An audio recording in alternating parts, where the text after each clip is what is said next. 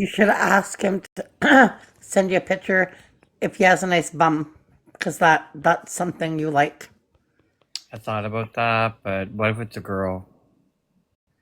Oh, true. That is true. So, did you eat today? Yeah. Okay. Oh, see, he likes you. Oh, you should ask if he's a guy or a girl.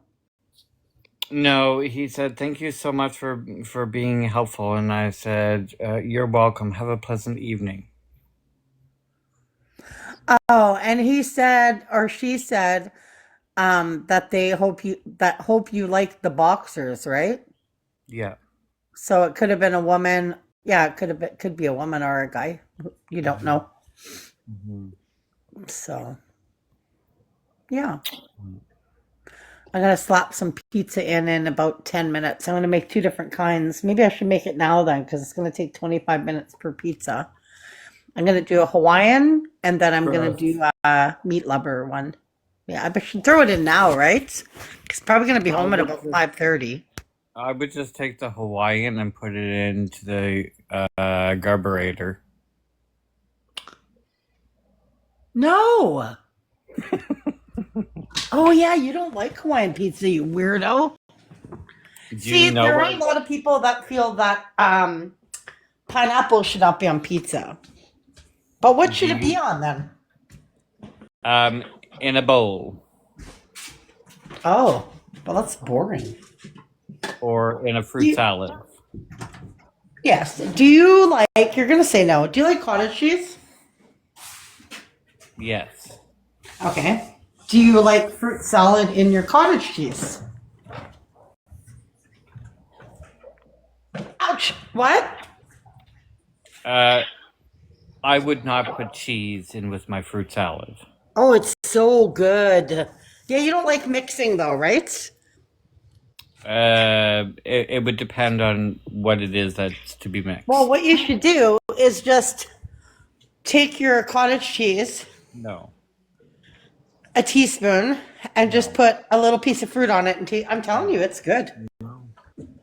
But holy shit, cottage cheese is expensive now. Wow. Putting Oh, I don't pineapple have enough on to do a load. pizza is just as bad as putting soup in a bread bowl. Oh. You know what they used to have good here? You don't have a Perth's restaurant there, do you? I don't know. No? I don't know. Okay. So it's a family restaurant. They used to have these bread bowl salads. They were to die for. It was like a bread, like in a bowl, and then they would put your salad in there. And then you would pull the bread apart and dip it in ranch. Oh my God, it was so good. Okay, hold on. I'm looking what I have here. It's like the chicken. So one, two, five. Do you know what a garburator is? Hang on.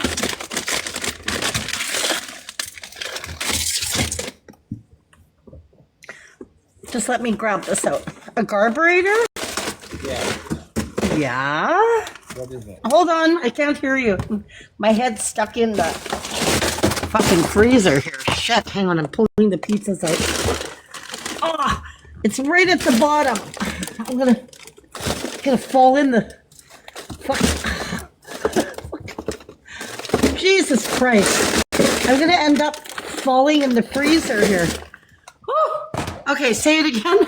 That was a workout. What is a garburator? You don't know? Yes. It's like you where you put your stuff down. It's like a garbage basically for like your peels or whatever you put down there, coffee grounds. Okay. You thought I was you actually you you actually think I'm that stupid. Are you fucking serious right now? Fuck you, Scarfy. You actually think I'm that dense? Come on. Okay, hang on, I'm doing something. He actually thinks I'm that dumb. Wow. How fucking hard. Hold on. I'm making a big mess. Wow.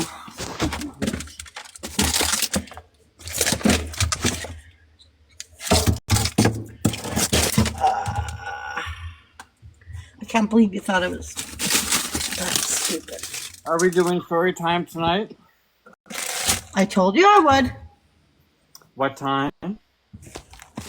I think I said between 8 and 9 your time, between 6 and 7 mine, didn't I?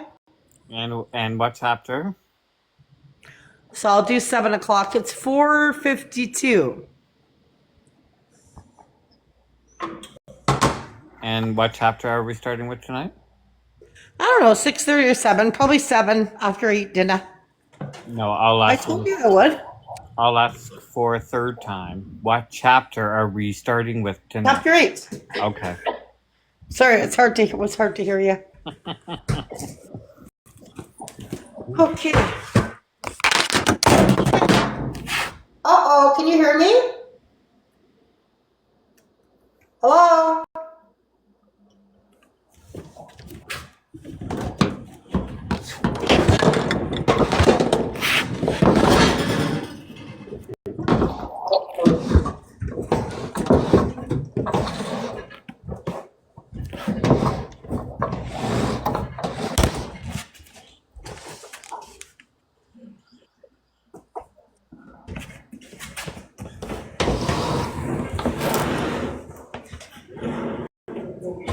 I swear to God, if it broke.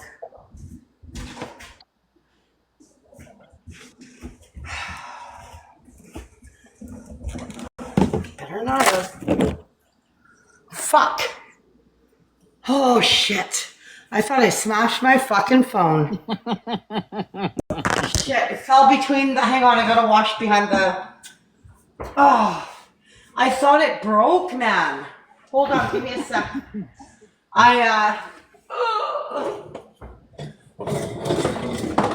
Fuck. Okay, I'll tell you what I did. My phone, I put it on top of the stove for a second, and it fell in between. Oh. Fell between the crack and fuck. I was like, hello, hello. I thought, oh no, my fucking stove, my phone. Oh no, but it's okay. It would have been a lot funnier if your camera was turned on so I could see the phone fall. That would have been, eh? Mm-hmm. You're so mean. I know. Wow. Hang on, I just gotta clean. Oh, piece of. I always move the stove and clean behind, but it doesn't take long to get dust behind here. I don't like having it dirty behind my stove. Right. Hang on, it's a very tight. Shit. Now watch me step on my phone. Watch. Fuck, man. You should see my phone. Ow! I just hit my ass in the corner for fuck's sake. Shit. You wish you could see it. Fuck.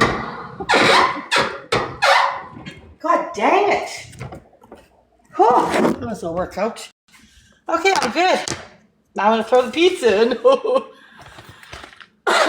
Have you ever seen these pizzas? Hang on. Do-do-do-do-do. Detroit, pepperoni, Italian sausage, green red peppers, onion, pepperoni. I'll show you how it comes. It's so good. Just a sec. $4.25. But I'm going to put it at $4.10 because my stove is very hot. Oh no, I'll do it what they say. Anyway, it's like a deep dish pizza. I'll show you.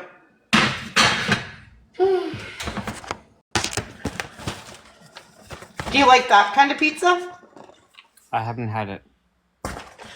I think the pizzas that you make from the store, the frozen ones, are better than the ones you order. Except Pizza Hut, I do love. It's like this. Here, I'll open it up. Well, actually, I've never had this one, but you cook it right in. One sec. You cook it right in the pan. Oh, it looks good. Never had this one.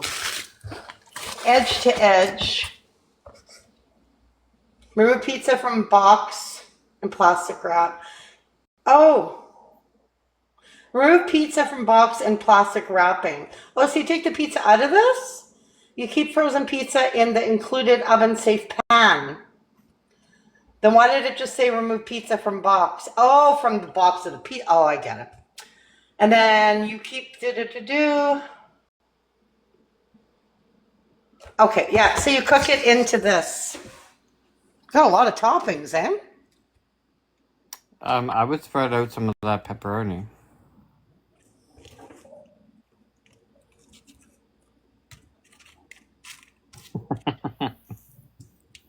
Yeah, you're right. It's kind of like...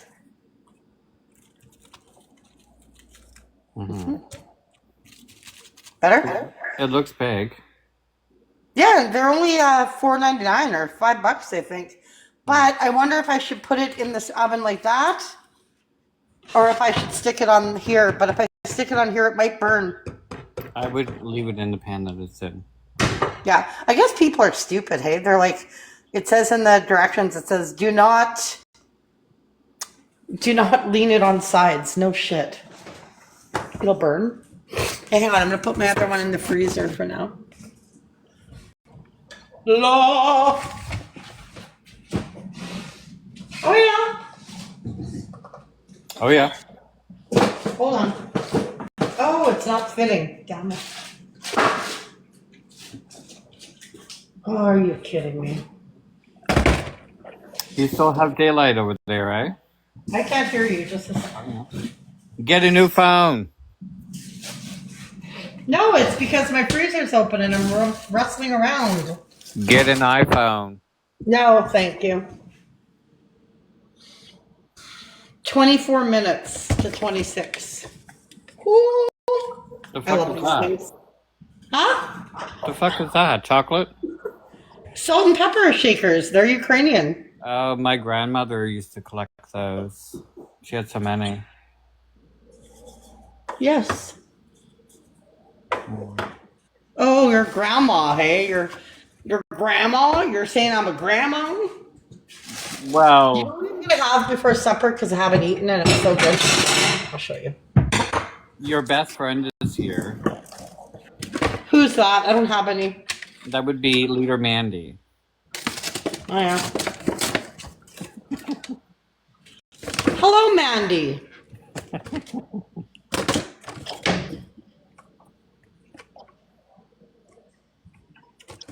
Do you like blueberry muffins? No? What's wrong with being a grandmother? Nothing. Nobody said there was. No. I'm not a grandma, though. That would mean I have to have kids. I don't have children, so I can't be a grandma. Then you got to heat it in the, heat it up a little bit. You could adopt one. Pardon me? You could adopt one. No, thanks. Oh. No, fuck no. I don't need that headache. So thanks. No, thank you. Shit. Now that gets thrown down. What kind of muffin is that? Hang on. Oh my god. Blueberry. Well, I'm sorry. I'm doing stuff, man. You know what you need to get is earbuds. No, I don't like them.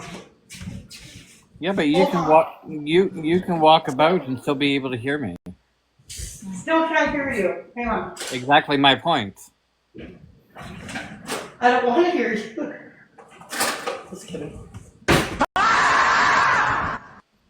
Then you cut it in half, you put a little butter, and you heat it up in the microwave.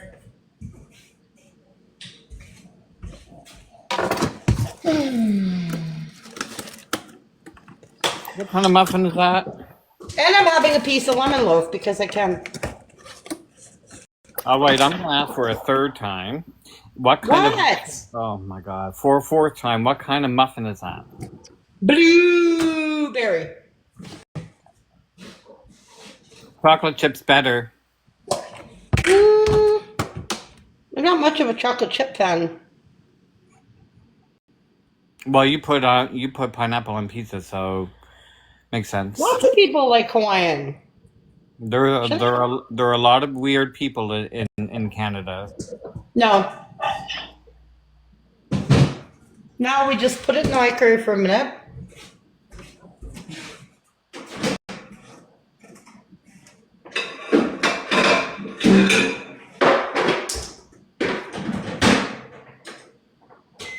Oh, yes. No, no. I'm hungry because I had cream of wheat, but that was at like 10 in the morning, I think. I had potato and egg salads. Ooh. I had a chocolate chip muffin and a bowl of cereal. What kind of cereal, though? Cheerios. Oh, Cheerios are good. I like regular Cheerios, not the honey nut. Whoa! That's what I bought. Is the original. There we go. It's in the oven. Not too bad. Oh. Now it's ready to eat. So, 2 seconds. Just came out of the oven. What did you do all day? What? That's all.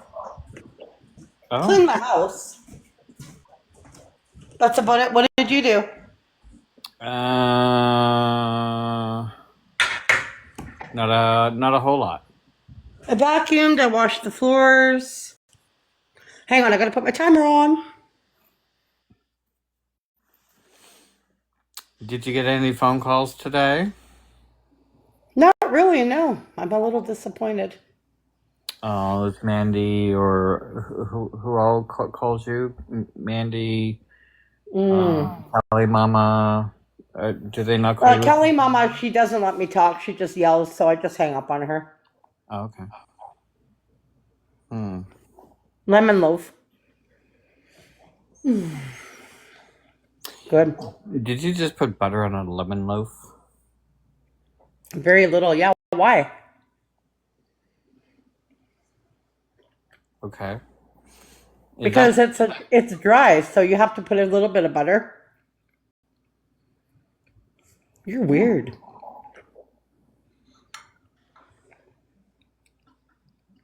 Yeah, you have to put a little bit of butter.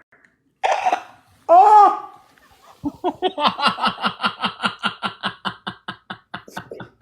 No, fuck. Because I just washed the floor. Damn it. God damn it. Damn it. Little crumbs there. I missed my mouth. Imagine that. No, it doesn't have butter on it. It's a lemon loaf. It's a pound cake. It's dry as fuck. So if you put it in the microwave with a little bit of butter, it makes it moist. I do like things moist, yeah. But I find pound cakes just... Oh my God.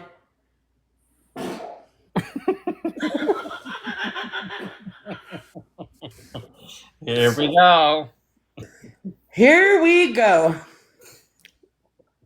I went live. I counted how many times I farted in 10 minutes. It was 12 times. That's not normal. No. No.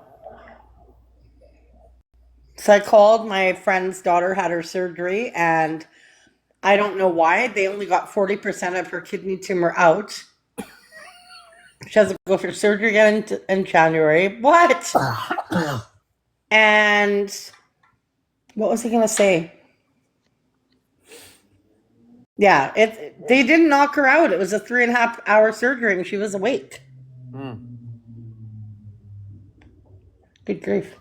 I can't believe you put butter and margarine on a loaf that's already moist. It's not. It's a pound cake. It's dry. Blueberries make me fart, by the way.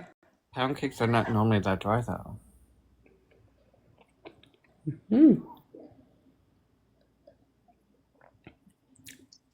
I can Watch hear this. you swallow.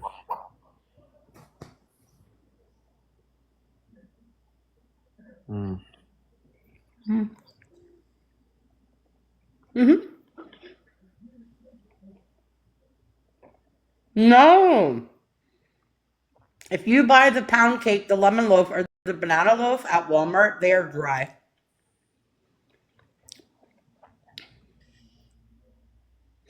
There's Nixon. Not when it's close to expiry. No, I bought it fresh. Mm-hmm. Oh yeah? Mm-hmm. So, Tammy. So what did you do today then? Not much? No, you already asked me that. Mm-hmm. I'm asking again. Oh. Because you might change your mind. No, I farted around. Oh? Not physically I farting. did a lot of farting too. Um, that's it. Yeah, BB, okay. When you have a muffin, you put butter on it, but the pound cake, it's not like having a vanilla birthday cake with icing. It's not moist like that. They're a little bit dry, the pound cakes. So I just find that if you put it in the microwave, because I put it in the freezer, because otherwise they'll go bad. Because you can freeze them too. And then when I take it out, I just put a little bit, very little bit of butter, put it in the microwave for about 20 seconds, and then it's fresh again. Tastes good. Oh my god, what sound? That's what? What was that sound? That was me guzzling my water.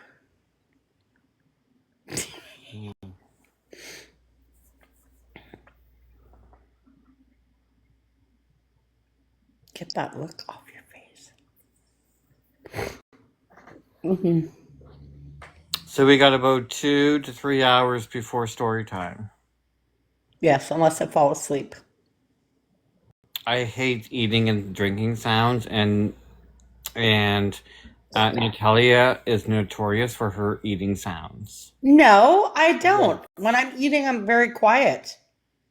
No, you're not. Like, I can hear you chewing your food and the Oh, I'm food sorry. I try not to. whooshing in your mouth, and I can hear you Oh. swallow.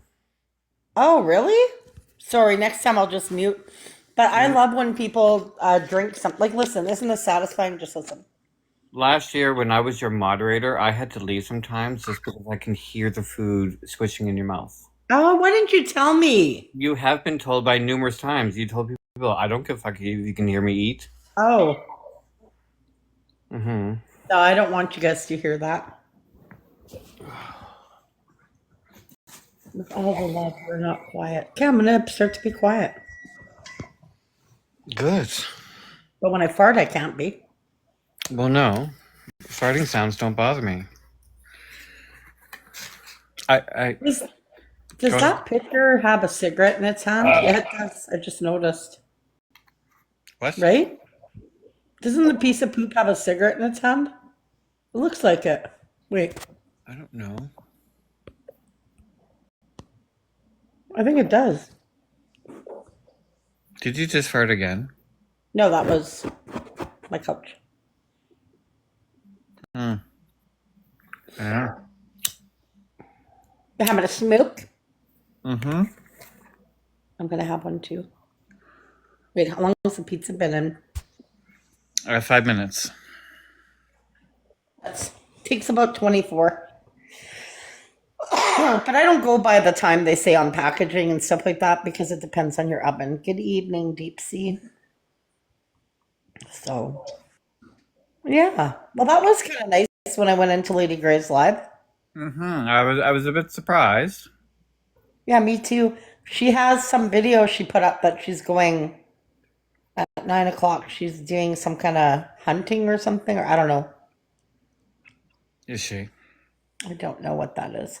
Have you already finished the muffin and pound cake? Well, yeah, it doesn't take long to eat a small muffin.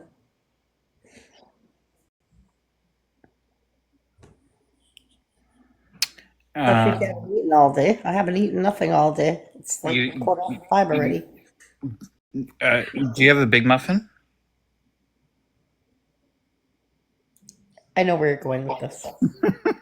Just stop it. I know you better than you think I do. No, I don't actually. Mm. Well, it's a little bit puffy, but I wouldn't call it big.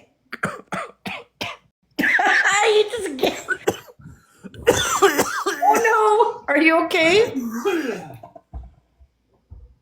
Oh my god.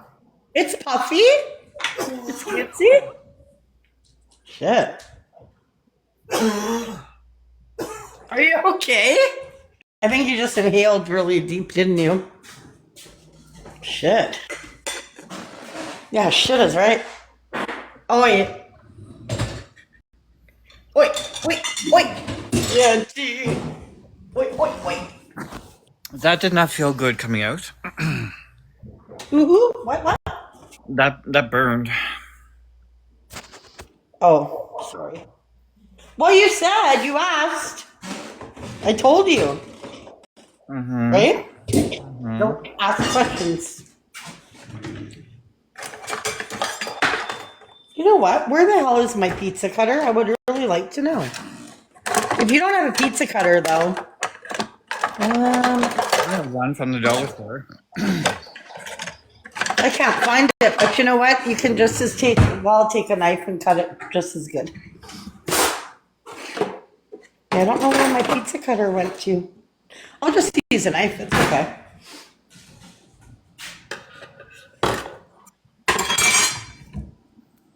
Oh, I'm gonna have to.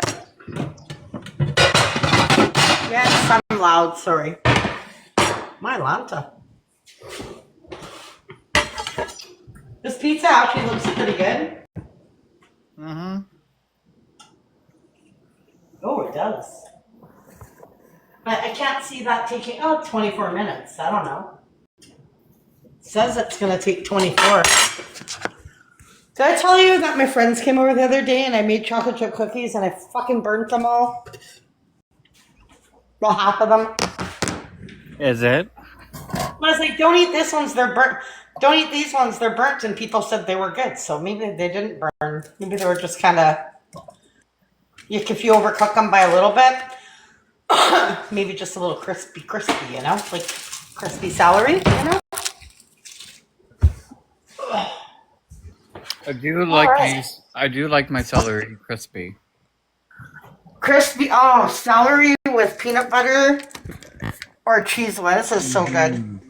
With Or aren't raisins on you the top. one who told me you put raisins on it? Yeah, with raisins on top, yeah. I've never done that. That would be good.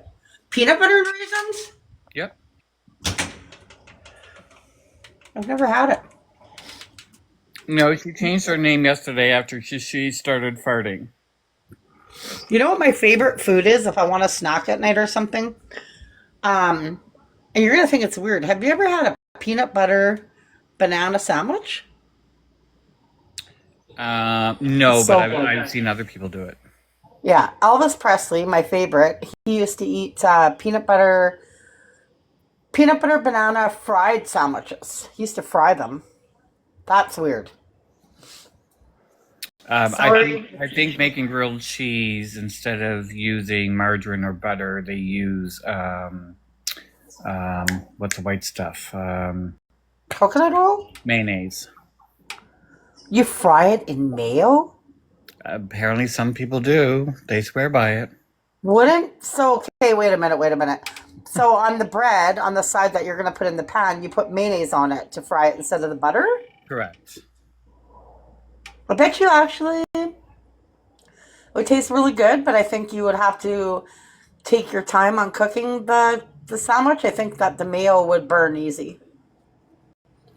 I can't bring myself to do it. I don't know if I'd like it. I would rather just add a little bit of mayo. No, because then the mayo would be cold. So I don't know. Have you tried it next time? My brain is telling me that it would taste nasty. I think it would too. Mm-hmm. Next girl says it's good. I don't know. I don't think I would ever try it. I won't. So you put a bit of mayo, but the thing is, when you make a grilled cheese, you have to put quite a bit of margarine or butter. So you're probably gonna have to put a lot. Now, I think it would take away from the taste of the cheese I because don't. mayonnaise is strong. I don't use a lot of margarine on mine. Yeah, you don't have to, as long as you're not cooking it really high. And if you have a good frying pan, then it'll work out good. I like my grilled cheeses a bit darker than some people. I suppose almost dark brown to black. No mayo on bread for you, but butter on a lemon loaf. I don't know why you guys think it's weird to put a little bit of margarine on a piece of lemon loaf and put it in the microwave. It makes it warm and it's good. I'm not the only one that does that. You've never had banana bread and put butter on it and heated it up? Then you're weird. The two are not the same. They are the same. I have banana bread loaf and I have lemon loaf. They're the exact same consistency. They're a pound cake. They're dry. Yeah, but one is a cake, one is a bread. No, the lemon loaf is like a bread. It's the exact same consistency of the banana bread. It is. Anyway, it doesn't matter. No. Two plain pieces of bread and cheese in the microwave? Gross. That'd be soggy. Whatever. I put butter on it because it's good, okay? And so do people I know.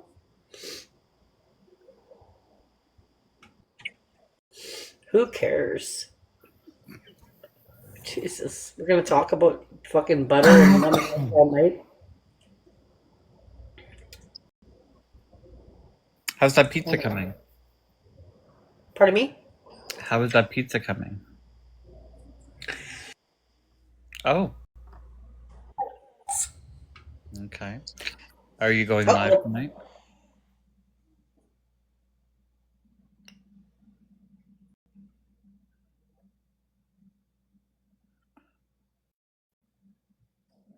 Oh, I'm not. You said that yesterday. I know I did. And the day before that. I know I did. So roughly what time are you going live tonight? Okay. Christ, I had to shit and wash my hands. Now I'm making another pizza. Damn it. I could have just muted. Yeah, you're right. Hello. Rule number one, I'm always right. You don't have to stay live. Rule number one, I'm always right. Rule number two, see rule number one. Exactly.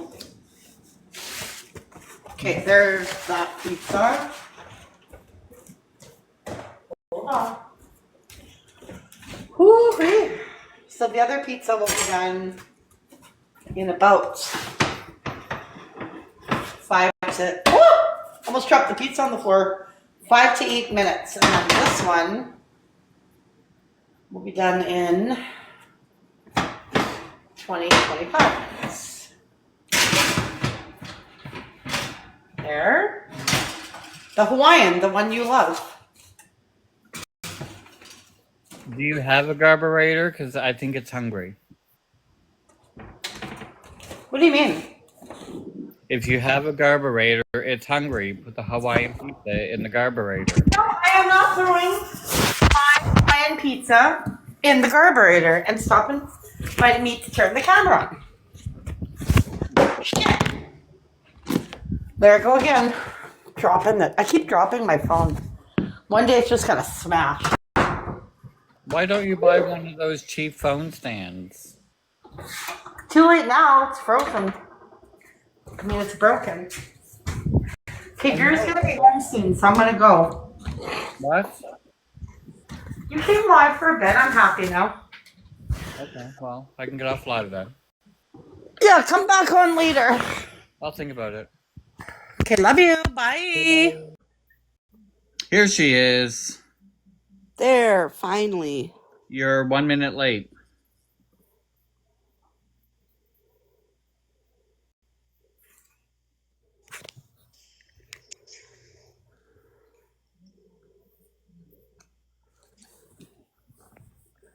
Oh, I'm a whole minute late.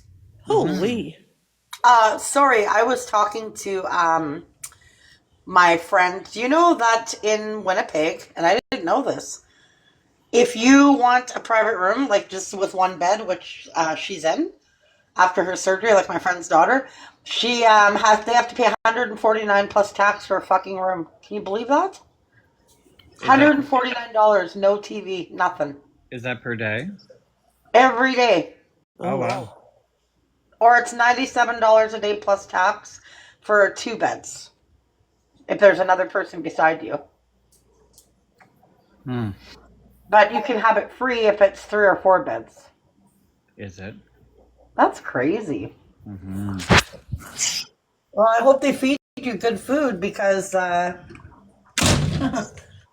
like almost like the price of a hotel almost. Well, a motel here probably. You pay over 200 for a hotel here.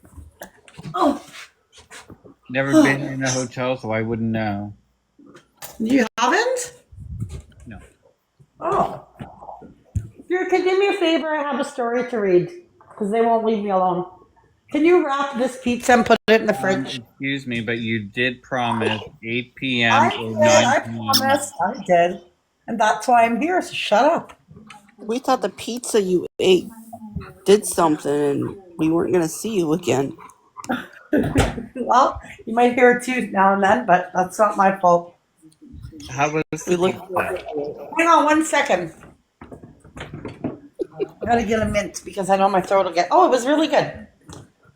Whew. Okay. Can you wrap the pizza? In a minute. I gotta get a mint because my mouth's gonna get dry. How are you guys doing? Moist. Who, what? Moist. I didn't hear you. Moist. For a third time. You're moist. Yeah. Oh, that's interesting. It's warm in here. Hold on, I'm getting some fucking mints here. Okay. Wrap the pizza. Girl. In a minute. Oh my god. I'm bugging him today. Are you? Okay, is that lemon? Okay, so there's a quiz. Okay. No, I don't do well on tests. What happened in the book, please? You're asking us about what happened in the book that we have not heard in over a week? Doesn't matter. That does. Sweetie Pie, what happened last? Ah, you guys suck. All I know is you're supposed to be on chapter 8. Okay, I'll refresh your memory. 1 sec.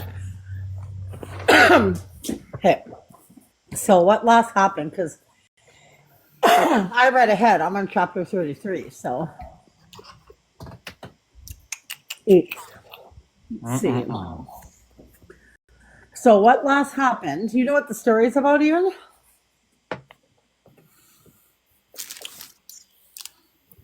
Hello? Something about a book club? Oh my god, I'm not reading it. You don't remember what the book's about? Are you kidding me? It's been over a week. The dad doing the secret crime? Right. Yes. Okay, that jogs my memory now. So the guy, Beth and Tom Hardcastle are the envy of their neighborhood. They have the perfect marriage, the perfect house, the perfect family. Remember, the police knock on the door, they arrest him, say that his ex-girlfriend or ex-wife, before the wife now, is missing and he's wanted for murder. So we last left off with, hang on, See, you don't even know. shut up. And the daughter's name is Poppy. Okay, so his name's Tom, okay? Chapter 8, please mute. Oh, just give me a second. I should read Carla Homolka. That's what I should read. What do you think about that? Because I have the book. Love it. Would you prefer that? Yes. But there's a problem. Could you not get banned because it's very graphic? Well, you'll have to censor some of the words. Okay, let's get Carla Homolka. That would be better. I'll be right back. All right. Sweetheart's like, oh my god, chapter 8. I should have gotten chips or popcorn. All I got is muffins and cookies for a snack. And eggnog. Oh. Oh, I got sardines. I forgot about that. Oh, there you go. Love sardines.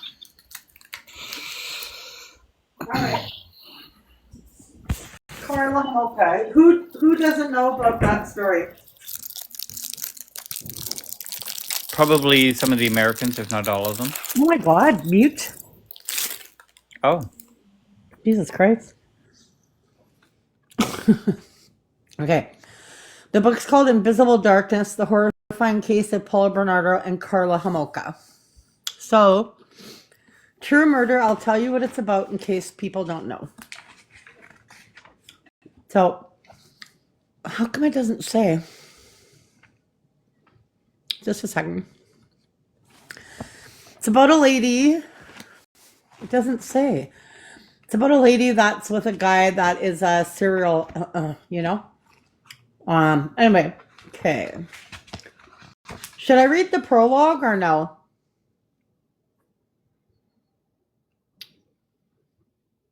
Okay. No. Introduction. Why would anyone want to write a book about one of the most savage spheres of violence in North American history? Probably only one question is asked as frequently of the author of such a book, namely, what do you think of Carla? I'll apply myself to the former, leaving the latter to Stephen Williams, whose 3 years of research has furnished within these pages as comprehensive and decisive a response to the Carla enigma as anyone might wish for. In the summer of 1995, the jarring contents of the Bernardo Homolka saga spilled out for the first time in a Toronto courtroom.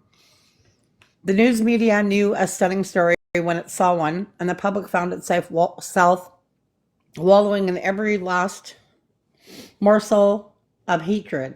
People quickly divided into two camps. The clear majority surrendered to the barrage, clinging to each account with horror and amazement.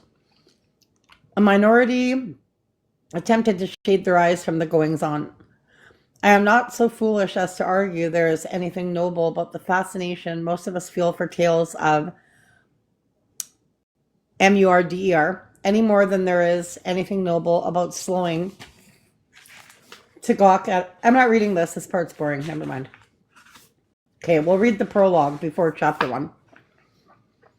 I'm psychic. What? That's what I do now. I give psychic readings. Of course I have to say this. Psychic readings. The last time I saw Nikki had to be 12 years ago. She was flat on her back on a leopard skin rug. My memory of the stripper was specific. There was about her an intense musk-based fragrance, thus due to an addiction to opium, a popular perfume of the 80s. The scent lingered even now, though I was under the impression Saint Laurent had long since abandoned the product. She had always been smexy, a favorite dancer at a legendary dive called the Silver Dollar. By now she was, shall we say, post-Rubenskiu. Still, Nikki looked good. You're writing a book. I'm not reading this. It's too, no. We'll go to chapter 1. Chapter 1. At 7:30 a.m. Monday morning, March 8th, 1993, Sister Josephine, a 62-year-old nun from Lindsay, Ontario, woke with a start from a tortured dream, which inevitably, can't say the word, but was about her increasingly tenuous relationship with her beloved companion for life, Jesus Christ. The internal struggle between her sense of duty and her waning sense of self-worth seemed hopelessly lost, and her 40-year marriage to the Lord on the rocks. A semi-retired teacher unable to perform even the most menial tasks, she had become totally withdrawn. She had been diagnosed with depression and hospitalized a week and a half earlier. At least she knew where she was. She was in room 802 on the psychiatric ward of Northwestern General Hospital in North Toronto. As Sister Josephine woke up, she realized she was no longer alone. A pretty young woman, or was she a girl, with blonde cashmere hair and a provocatively flimsy nightgown, was sitting on a bed opposite her. She was wearing a set of headphones, tapping her fingers of one hand on a fashion magazine to music only she could hear and painting her toenails pink with the other. A perfect angel, Sister Josephine thought, and smiled at her new companion. The nun would soon learn that her name was Carla with a K. Seeing the nun was awake, Carla held up an enormous stuffed animal that was reclining on her pillow. "This is Bunky," she said with a friendliness and enthusiasm that the nun found refreshing.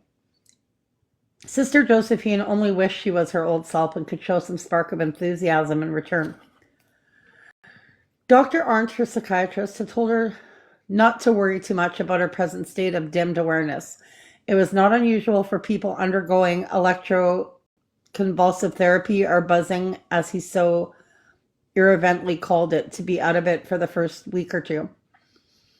Although it works faster than the DRUGS, he said in his heavy Australian accent, it can be a bit discombobulating. Dr. Hans Arndt was a senior staff psychiatrist at Northwestern. With his accent, he could just as easily have sent by central casting. At 58, Dr. Arndt was bald-bearded and bespectacled, a leading exponent of buzzing, known in lay terms as shock treatment. He was also one of those modern pharmaceutical alchemists who concocted drug-induced sleep therapies that put patients out for at least 3 days at a stretch. Sister Josephine's angel companion had just been awakened from such a therapy. Dr. Arndt knew what was wrong with the nun, but he had not come to any conclusion about the mental health of Carla Homolka, Bernardo. As he had told her lawyer, George Walker, when he agreed to hospitalize her, "I don't know if this girl is mad or just bad." On February 26, George Walker had first called Dr. Arndt's colleague, psychologist Alan Long, and asked him urgently to organize a psychological and psychiatric evaluation for a new client. And so it came to pass that Dr. Long and his colleague, Dr. Arndt, arrived at Walker's office at 4:30 p.m. on March 3rd, 1993, to be introduced to this bizarre case. Dr. Arndt had no idea who Carla was, but then again, he had learned not to be surprised by the chemistry of the human soul. The truth was, Dr. Arndt found Niagara Falls fascinating. Historically speaking, the area wears its psychosis on its sleeve.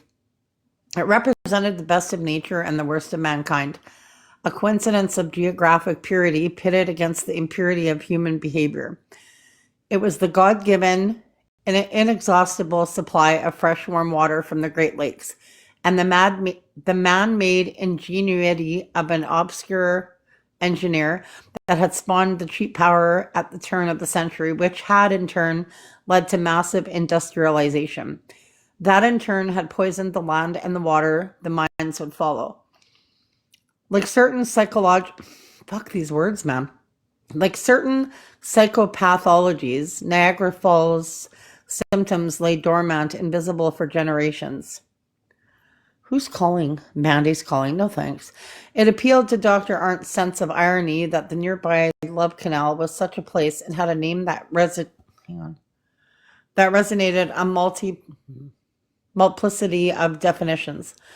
George Walker's law office in Niagara Falls are in a gray-blue 2-story aluminum-sided building on the corner of Victoria and Queen Street, directly across from infamous pawn shop. Oddly, Walker had known Carla before the Mad Herder publicity. Carla had worked as a veterinary assistant at the Martindale Clinic in nearby St. Catharines, where Walker had taken Kelly, his cancer-riddled Dalmatian, for treatment. He remembered how tender she had been with his beloved pet. After the dog passed, he kept its ashes in an urn on the mantelpiece in his living room. Carla first put a call in for Kelly's daddy in the late evening of February 9th. She said she wanted to see Walker about a domestic dispute. Perhaps it was for the memory of Kelly that Walker agreed to see the tender vet assistant who was about to become What? Aperia? What? An appointment was set for Carla Homolka Bernardo to come to see him at 3 p.m. on Thursday, February 11th, 1993. At first, Walker simply didn't believe Carla's story. It was too incredible.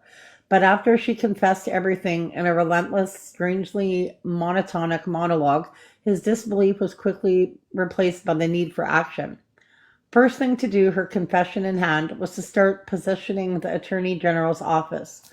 In return for immunity, Walker told them that Carla would be happy to betray her estranged husband, Paul Bernardo, and testify categorically that he had murdered Leslie Mahaffey and Kristen French.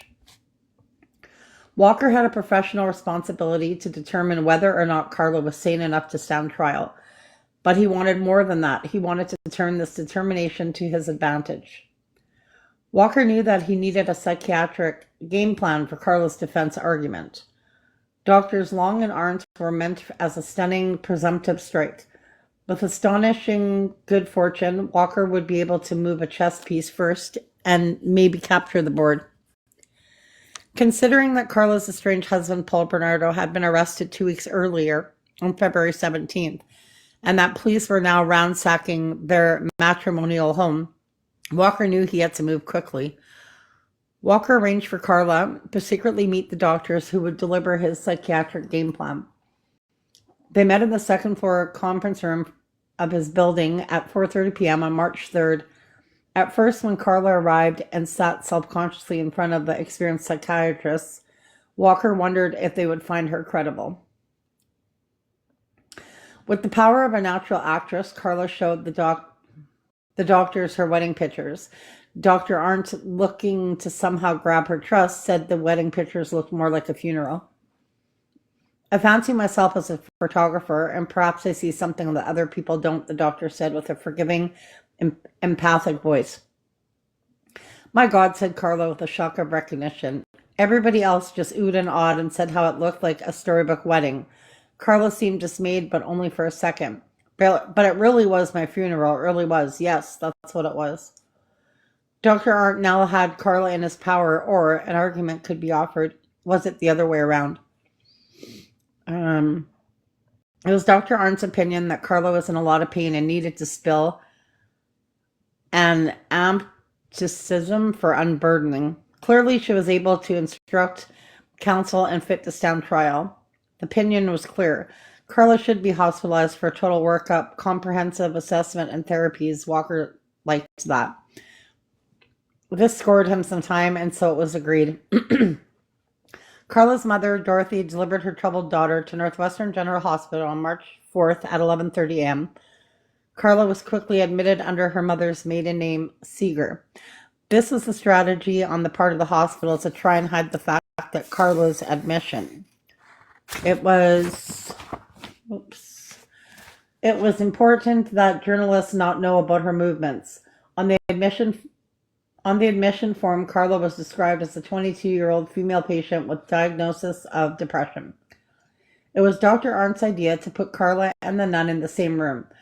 Perhaps it appealed to his sense of irony, but above all, he thought it might give the good sister some benefit, a startling jolt of reality. He had warned the hospital that he would be admitting someone who might be having a high profile, but he thought he would let Sister Josephine find out who Carla was on her own. Sister Josephine put down her Bible and stared toward her roommate, absorbed in her Dog World magazine. The veterinarian's assistant was not one to abandon her passions, but by now the nun had begun to suspect that Carla was more abnormal than what she assumed. By turns, she could be pleasant, standoffish, a little snotty, and chatty. Her mood swings always seemed to be in relation to her telephone conversations. She was always on the telephone. Most people who are hospitalized for depression are withdrawn, dysfunctional, wary of the outside world. Carla had none of these symptoms. In fact, Carla was clearly delighted when she got her own way, unhappy when she didn't. Remarkably outspoken, particularly when she wanted drugs. The more she got, the more she wanted. Some of the nursing staff had qualms about the amounts of rugs the infamous patient was ingesting. There was even some talk about substituting placebos. Wandering the halls in thigh-high baby dolls, wearing push-up bras, clutching Bunky as if he were the Christ child. Pleasant when STONED. Went straight, Carla was miserable.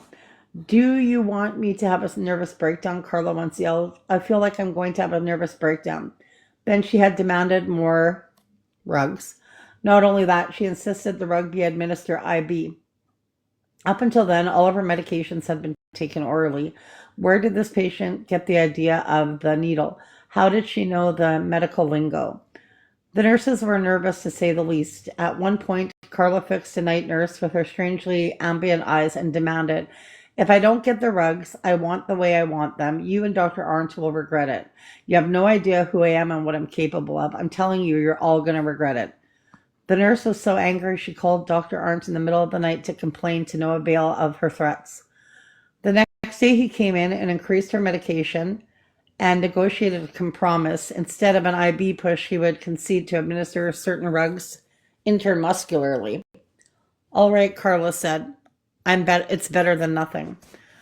Sister Josephine's internal debate about Carla's oddness and personality was suddenly interrupted when Carla got up directly in front of her and put on her blossom hat. She posed like a model on the runway and sweetly wished the nun happy Easter. Carla had named the hat after Blossom, a favorite character from a popular TV sitcom. Paul never liked it when I wore hats, Carla announced. But I am free of him, free. I'm going to wear whatever damn hat I want to wear. And with that, with all her hat fascination and Bunky's undying loyalty, Carla left the room in search of God knows what. The incredible thing about Bunky, we would later find out Carla had given the stuffed bear to Leslie Mahadi short before she was illed, with a K. And now the nun was allowed to sit back in the silence of her room and ponder the dilemma of her Lord God. It was Easter Sunday, 1993, and Sister Josephine was eagerly awaiting her real sister's visit. Of all her spiritual colleagues, all of her family, it was her real sister she trusted most of all. Don't you read the paper? Don't you watch the television? Her sister asked, trembling. She knew the reality of the nun's situation. That is not Carla Seeger, it's Carla Homolka, Bernardo's wife, she said with no small amount of alarm. And placing her hand on her sister's Bible, she said, don't you understand, for God's sake? So finally, the reality of the facade of Carla Seeger was explained to Sister Josephine. In the beginning, shock was replaced by denial. In turn, denial was replaced by anger, an anger toward Dr. Arndt, who had put her in this situation in the first place. Here she was, a few yards from the devil herself. Arndt would eventually pose Sister Josephine a challenge. You need a mission. Maybe Carla is your mission. A mission? Yes, the man needed to minister to comprehend her ministry. She needed to understand, above all, the example of another spiritual colleague, Sister Helena, the New Orleans nun who had bonded with a serial killer on death row. Sister Josephine was reminded again of Sister Helen's admonishment. There is no such thing as a disposable human being, she said. There is no such thing, she repeated, waiting for Carla to return with Bunky. There is no such thing as a disposable human being. But the accused returned to Sister Josephine once more and challenged her fragile faith. Tell that, O Lord, to Kristen French and Leslie Mahadi. Those are the ones that were unalived.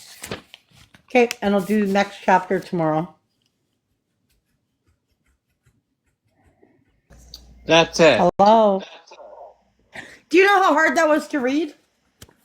Well, I mean, with certain words you don't know how to pronounce, it was just fun. Yeah. All right, I'll read chapter 2. How long is it? You know how many chapters this book has? Okay, chapter 2. You've never read this book? You're just torturing me, aren't you? Chapter 2. I gave Leslie some of my sleeping pills and Bunky to hold. Carla held up the teddy bear.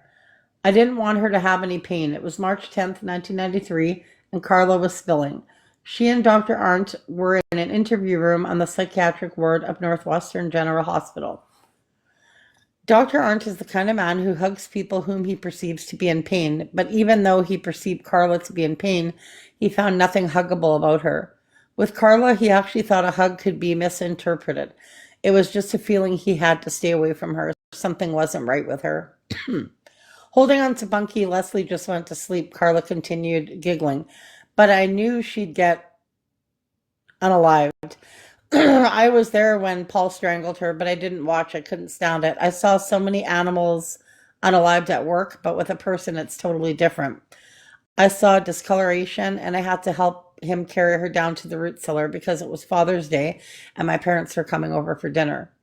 Father's Day, the 50-year-old father's Navite, whatever the hell that is, had already impressed Dr. Arndt the first afternoon, 7 days earlier in George Walker's office.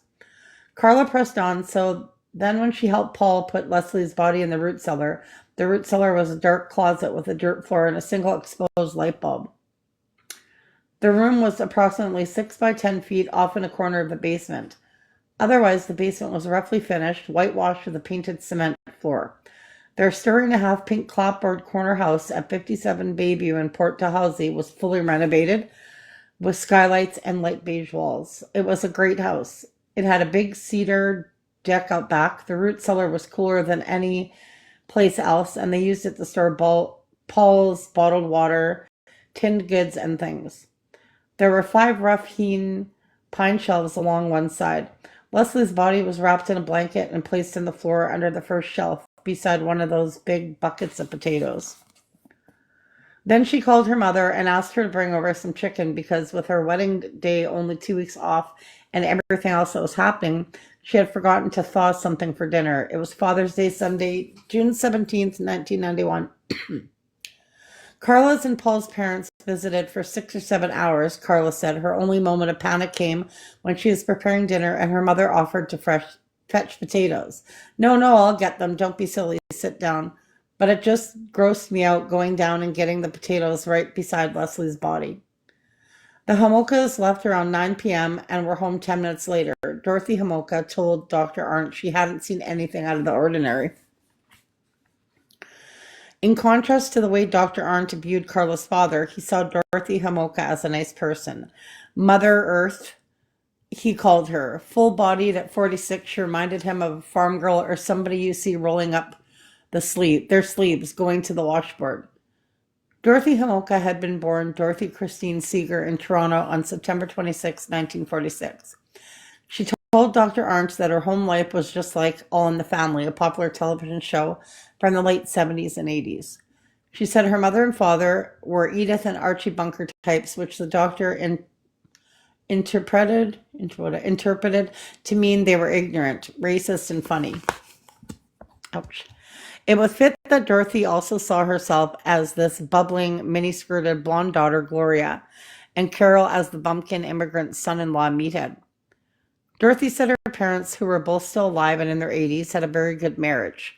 Her father had been in the construction business. Her mother had had an extended illness, which meant Dorothy had spent most of her adolescence running the household.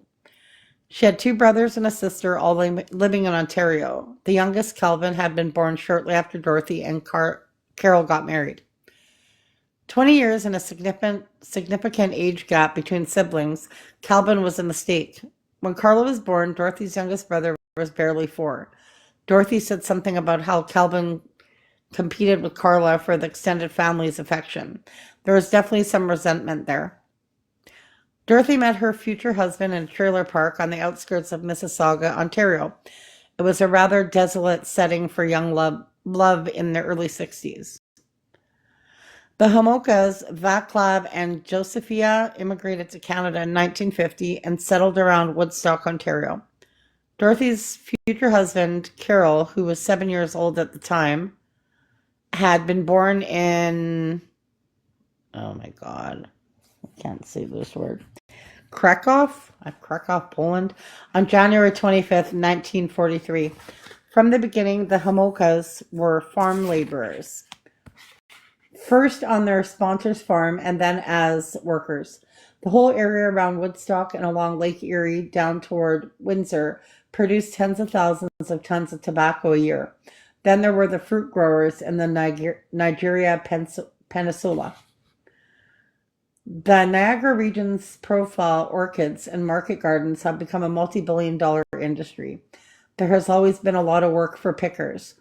The entire Homolka family, which included 7 brothers and 3 sisters, got their first exposure to St. Catherine's picking fruit in nearby orchards in the early 50s. The patriarch of the Homolka family evolved into a self-employed salesman along the way. Vadcliffe uprooted his entire family and dragged them all over Western Canada until he passed of cancer in 1957. Always on the move and given his father's untimely death, Carlo Homolka never even completed grade 6. When he returned to Ontario, Carol was smart enough to find a girl with an education and a job. At age 19, Dorothy had completed grade 12 and secured a secretarial job at the Lakeshore Psychiatric Hospital. Carol and Dorothy said "I do" on December 11th, 1965 in Cooksville, Ontario, a quiet village about an hour's drive north of Toronto. Dr. Arndt could see how Dorothy at 19 would have been very attractive, open, broad face, fine skin, and very courageous. And Carol still possessed a kind of raw animal magnetism. His body was trim and he had good teeth. The newlyweds moved to Port Credit, a suburb on the west side of Toronto, close to the hospital where Dorothy was working. Carol and his brother did whatever they could to get by. He struggled, Dorothy persevered. By the time Carlo was born by C-section at Mississauga General Hospital on May 4th, 1970, things were going better for Carol. He and his brothers were trading in trinkets and trash, framed L vases, and mulatto girls on black velvet backgrounds from sidewalks in shopping malls. After Carlo was born, Dorothy became a housewife. She would not return to work for 12 years. Carlo's first sister, Lori Priscilla, was born 14 months later on June 22nd, 1971. The Homolka's third and last child, Tammy Lynn, came along 2.5 years later on New Year's Day, 1975. Having constantly moved around Ontario since they were married in March 1975, the Homolkas settled in a St. Catherine's trailer park. Although they would move a couple of times again within the small city, they would never leave. Like his father before him, Carol Homolka became a self-employed traveling salesman, selling lamps and lighting fixtures to furniture stores around the province. While he moved from town to town, Carla gasped for breath. As a child, her father's namesake was severely asthmatic and frequently hospitalized. The attacks generally occurred around holidays, birthdays, and the start of school, whenever Carla became excited or frightened. Mother, as Dr. Arndt had taken to referring to Dorothy Homolka, said Carla was cute as a button, and if the snapshots Dr. Arndt saw were any indication, it was true. Blonde, wide-eyed, here she is in her little Pioneer Girls outfit, sweetly smiling, a portrait of innocence. Carla was precocious. She talked early, walked early, and from the time she could walk and talk, she read. When tested in grade school, she scored a high intelligence at 131. Carla Leanne Homolka was a very bright little girl.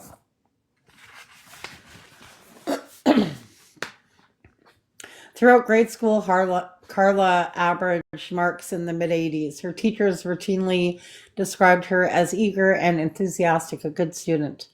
Early on, Carla established what would become a lifelong academic pattern: poor performance in math and science against her proclivity for English, languages, and related subjects. In 1978, the Homolkas moved into the house they still occupy today at 61 Dundonald Street. It was in a new working class subdivision known as Merrington, directly between the Victoria Lawn Cemetery. Semi-detached, the house seemed much larger than its tiny 800 square feet because it was split on 4 levels. To a family of 5 who have lived in trailer parks and tiny apartments, it felt like the mansion on the hill. There was a deck and an in-ground pool in the small backyard. Because there was a hydro right off way directly beyond the house, they could hold on to an illusion of grandeur and more spacious circumstances. The Homolkas set precedent that year on the 4th of May when they celebrated Carla's 8th birthday around the pool. The pool became the focal point of their family life. From Carla and her sister Lori, Dr. Arndt only heard about non-combative, wonderful parents who were always supportive and understanding. Lori, 21, had taken courses to become a medical secretary, but now worked at a full-time checkout clerk at Sears. Like her sister, she had blonde hair, which she often pulled into a beautiful ponytail. She told Dr. Arndt that she looked a lot like her DEAD sister, Tammy Lynn, who was by far the most bubbly and attractive of the three sisters. From the pictures the psychiatrist had seen of Tammy Lynn, Lori was deceiving herself. Her tense little face was unfortunately dominated by her father's nose. Although she still lived at home, Lori claimed to be a very independent-minded. Dr. Arndt noticed that all her nails were bitten down to the quick. She said she had always bitten her nails. Both sisters agreed that their mother was the dominant parent, but that their father had a deceptive inner strength. Lori thought her father needed help more than anyone, but he would never talk. Carla did confess to Dr. Arndt that she had always had it in her mind that she would never marry a man like her father. Personality had nothing to do with it. He was always away and never had a steady paycheck. Carla was so fixated on her perception of her father's shortcomings that she latched onto Arthur Miller's Death of a Salesman for a grade 10 English project. With two girlfriends, she made a rather innovative video that focused on the gormless qualities of Willie LeMaine. Carla's portrayal of Willie was a startling appearance of her father. She played him as if he were a Steve Martin character, a wild and crazy guy. From Mother, Dr. Arndt only heard about a Carla that was smart, sweet, active, fun-loving, outgoing, a leader, and an instigator, always surrounded by friends, academically and socially successful. She was a daughter who liked her quiet time to read and think, and she loved animals. Carla actually trained their house cat to do tricks. Shadow, their big gray tabby, would sit up and beg or roll over on command. They always had a house full of kids, too. All Carla's friends kept coming around. Mind you, something did change when Carla got to high school. Mrs. Homolka told the doctors thoughtfully. Although the kids still came to the side door in droves, Carla and her friends were no longer quite as open as they had once been. Dr. Arndt thought really that Mother might be having him on. Maybe she had learned a few tricks during that stint at Lakeshore Psychiatric so many years ago. Teenagers are always less open than children. That was hardly a revelation, but also it could be that Mother just wasn't that bright. Inappropriately, in his view, she was participating in therapy sessions set up for the employees of the Shaver Clinic, a chronic care hospital where she now worked. These sessions were designed to help her co-workers cope with the trauma that rocked all of St. Catharines in the wake of the crimes. Given Carla's predicament, not to mention her involvement, Dorothy Homolka's participation seemed woefully ill-advised, even dim, or perhaps revengeful. Dorothy Homolka went on to tell Dr. Arndt how, as a teenager, Carla and her friends had hung around the pool a lot, listening to music and talking. Carla had also worked part-time as a telephone solicitor for a local photography company briefly. Otherwise, she was employed in the summer as a nanny for a neighbor with two young boys. There was another darker side to Carla that Dr. Arndt did not hear about. About to enter grade 7 with an average of 86%, Carla did something she would do over and over again. She inscribed a book and gave it to a friend. In and of itself, this was innocent enough, except the books were always of a certain type. In this instance, it was Brainchild, a B.F. Skinner-inspired horror story about behavioral psychologists who program human beings for their own nefarious purposes.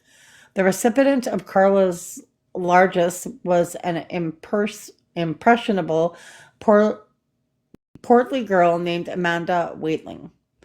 Carla graduated from grade 8 with an 84% average. There is a snapshot of Carla and her two girlfriends taken in the school gymnasium just prior to graduation ceremonies. Carla's in the middle and has an arm around each girl's shoulders. One girl looks decidedly unhappy, the other quite radiant. They are all wearing glossy pastel polyester party dresses. Carla is the only one wearing a corsage. On the back of the photograph, Carla inscribed, "Oh, me and my bestest buddies, Vicky and Lisa. Poor Lisa's been crying over Tom. What am I planning?" There's that devilish glint in my eye. June 21st, 1984. When Carla started grade 9, her ongoing struggle with math and science dragged her down a bit. Sir Winston Churchill Secondary School was the largest in St. Catharines, and she was no longer the only pretty blonde in the corridors. Her grades remained average, but her attention began to wander. Not atypically, Carla repelled and challenged parental authority, such as it was. There were few rules in the Homolka household. Although her parents allowed Carla to drink, she was not allowed to car date, go out with boys in cars. Hardly Czechoslovakian under Alexandra Dubik, but it was enough to set off an increasingly independent-minded Carla. Carla's friends remember regular arguments, particularly with her father, whom they perceived to be as strong-willed as Carla.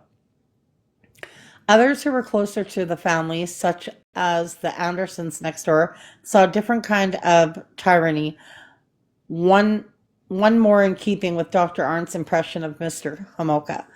This version portrays Carl as a man subjected by the collective will of a household completely dominated by women.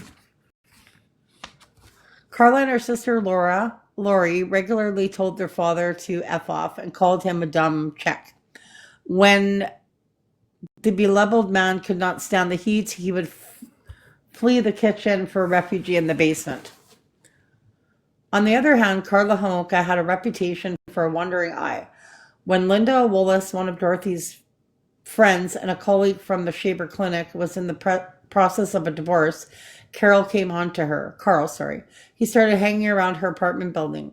Once he managed to get past the security system and pounded on her door, all the while professing his affection. When Linda finally agreed to meet him at a bar to sort things out, Carl announced that he was in love with her and planned to leave Dorothy and move in with her.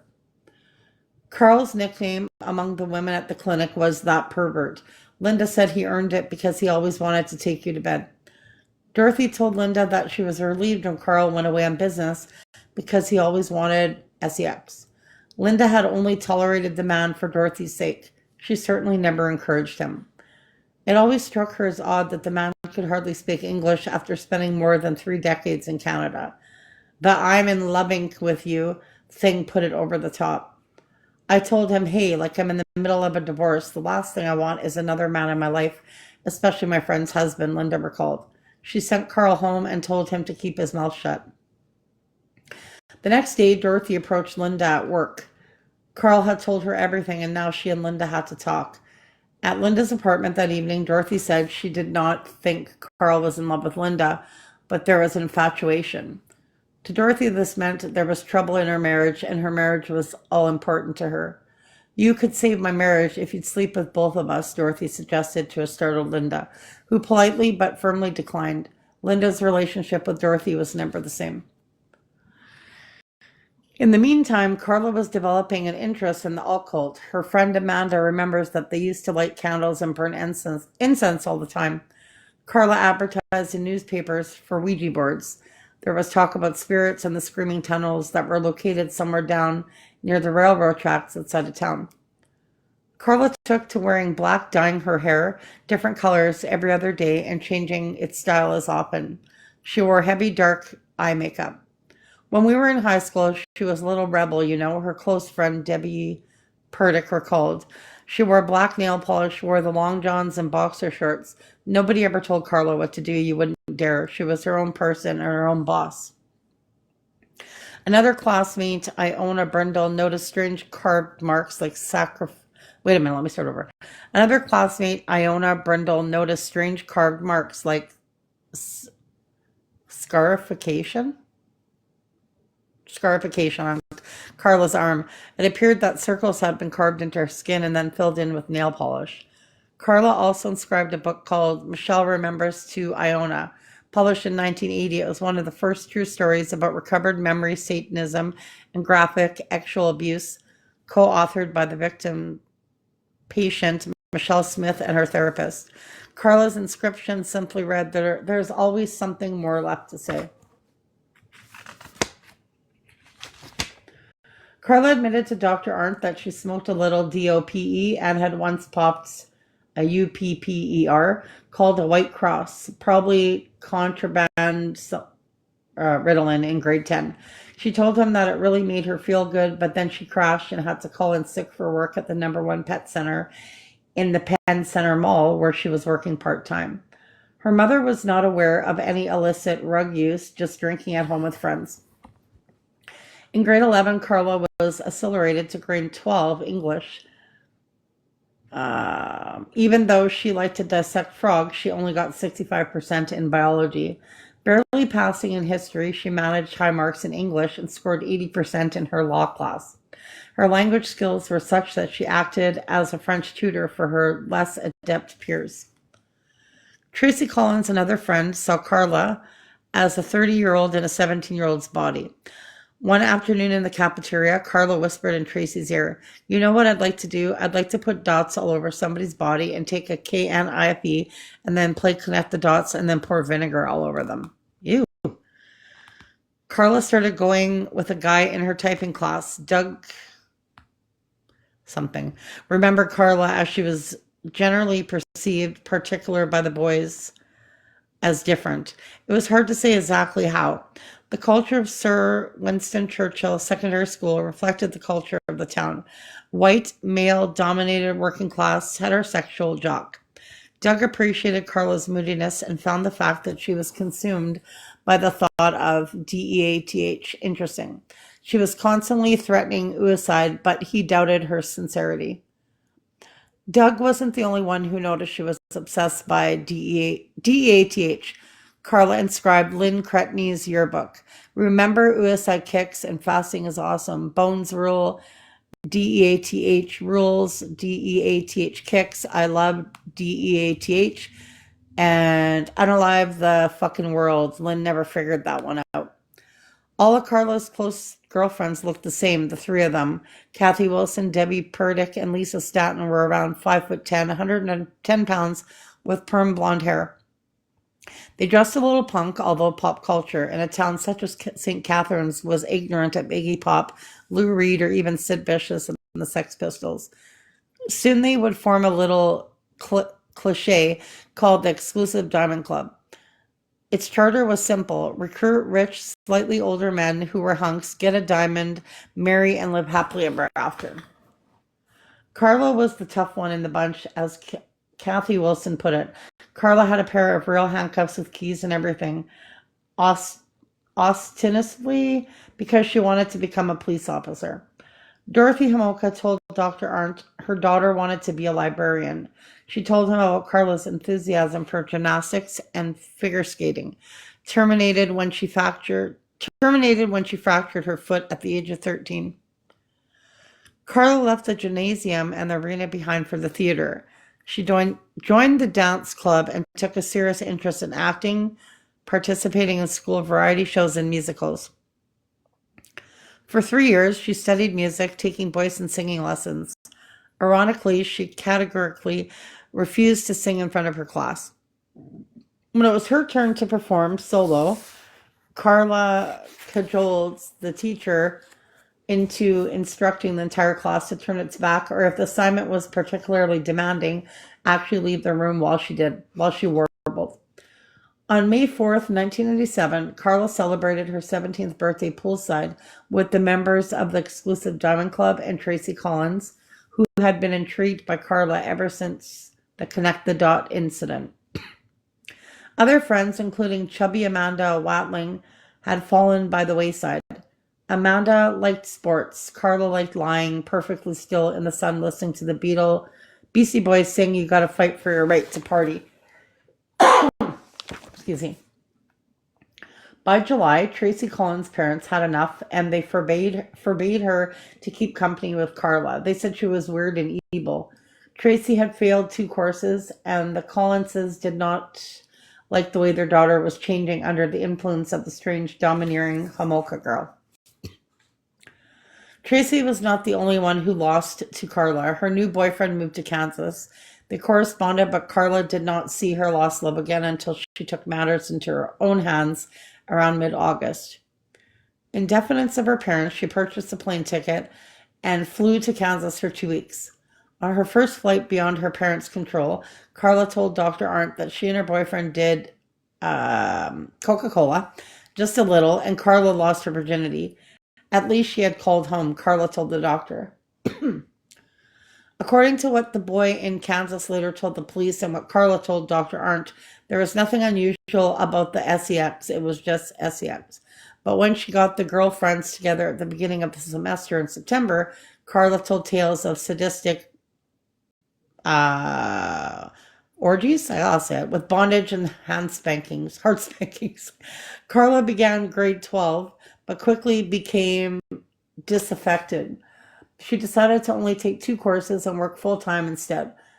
Carla approached Christy Main, the youthful store manager at the #1 pet center, and implied that Christy was something of a role model for her, young, pretty, engaged, and employed. Carla's part-time job became full-time. Even better, Carla fellow Diamond Clubber Debbie Purdy took over her old part-time position. In October of 1987, Carla and Debbie were invited to go to a convention in Toronto for people who were involved in the pet industry. It was being held at the Howard Johnson East Hotel in Scarborough, a large suburb on the eastern boundary of Toronto. The way Carla told it to Dr. Arndt, she went to the convention with her friend Debbie. Then they went out to a club, came back, and met Paul Bernardo and his friend in the coffee shop. They invited the boys up to their rooms to watch a movie, but Carla ended up having sex with Paul instead. That was it. The first time I met him, I knew I'd marry him, she told Dr. Arndt. He puts women under a spell, you know. I fell in love that night. Then she added, of course, that's no excuse to my participation. That's it. And we will do chapter 3 tomorrow because... Chapter 3 tonight, because we didn't even get a full hour. Are you fucking kidding me? You better hide. I just read you 50 fucking 2 pages. Well, it doesn't feel like it's enough. It has not been 1 hour. You're not even interested in the story. Yes, I enjoy the Carla Homolka and Paul Bernardo story, yeah. Okay, does anybody else enjoy it?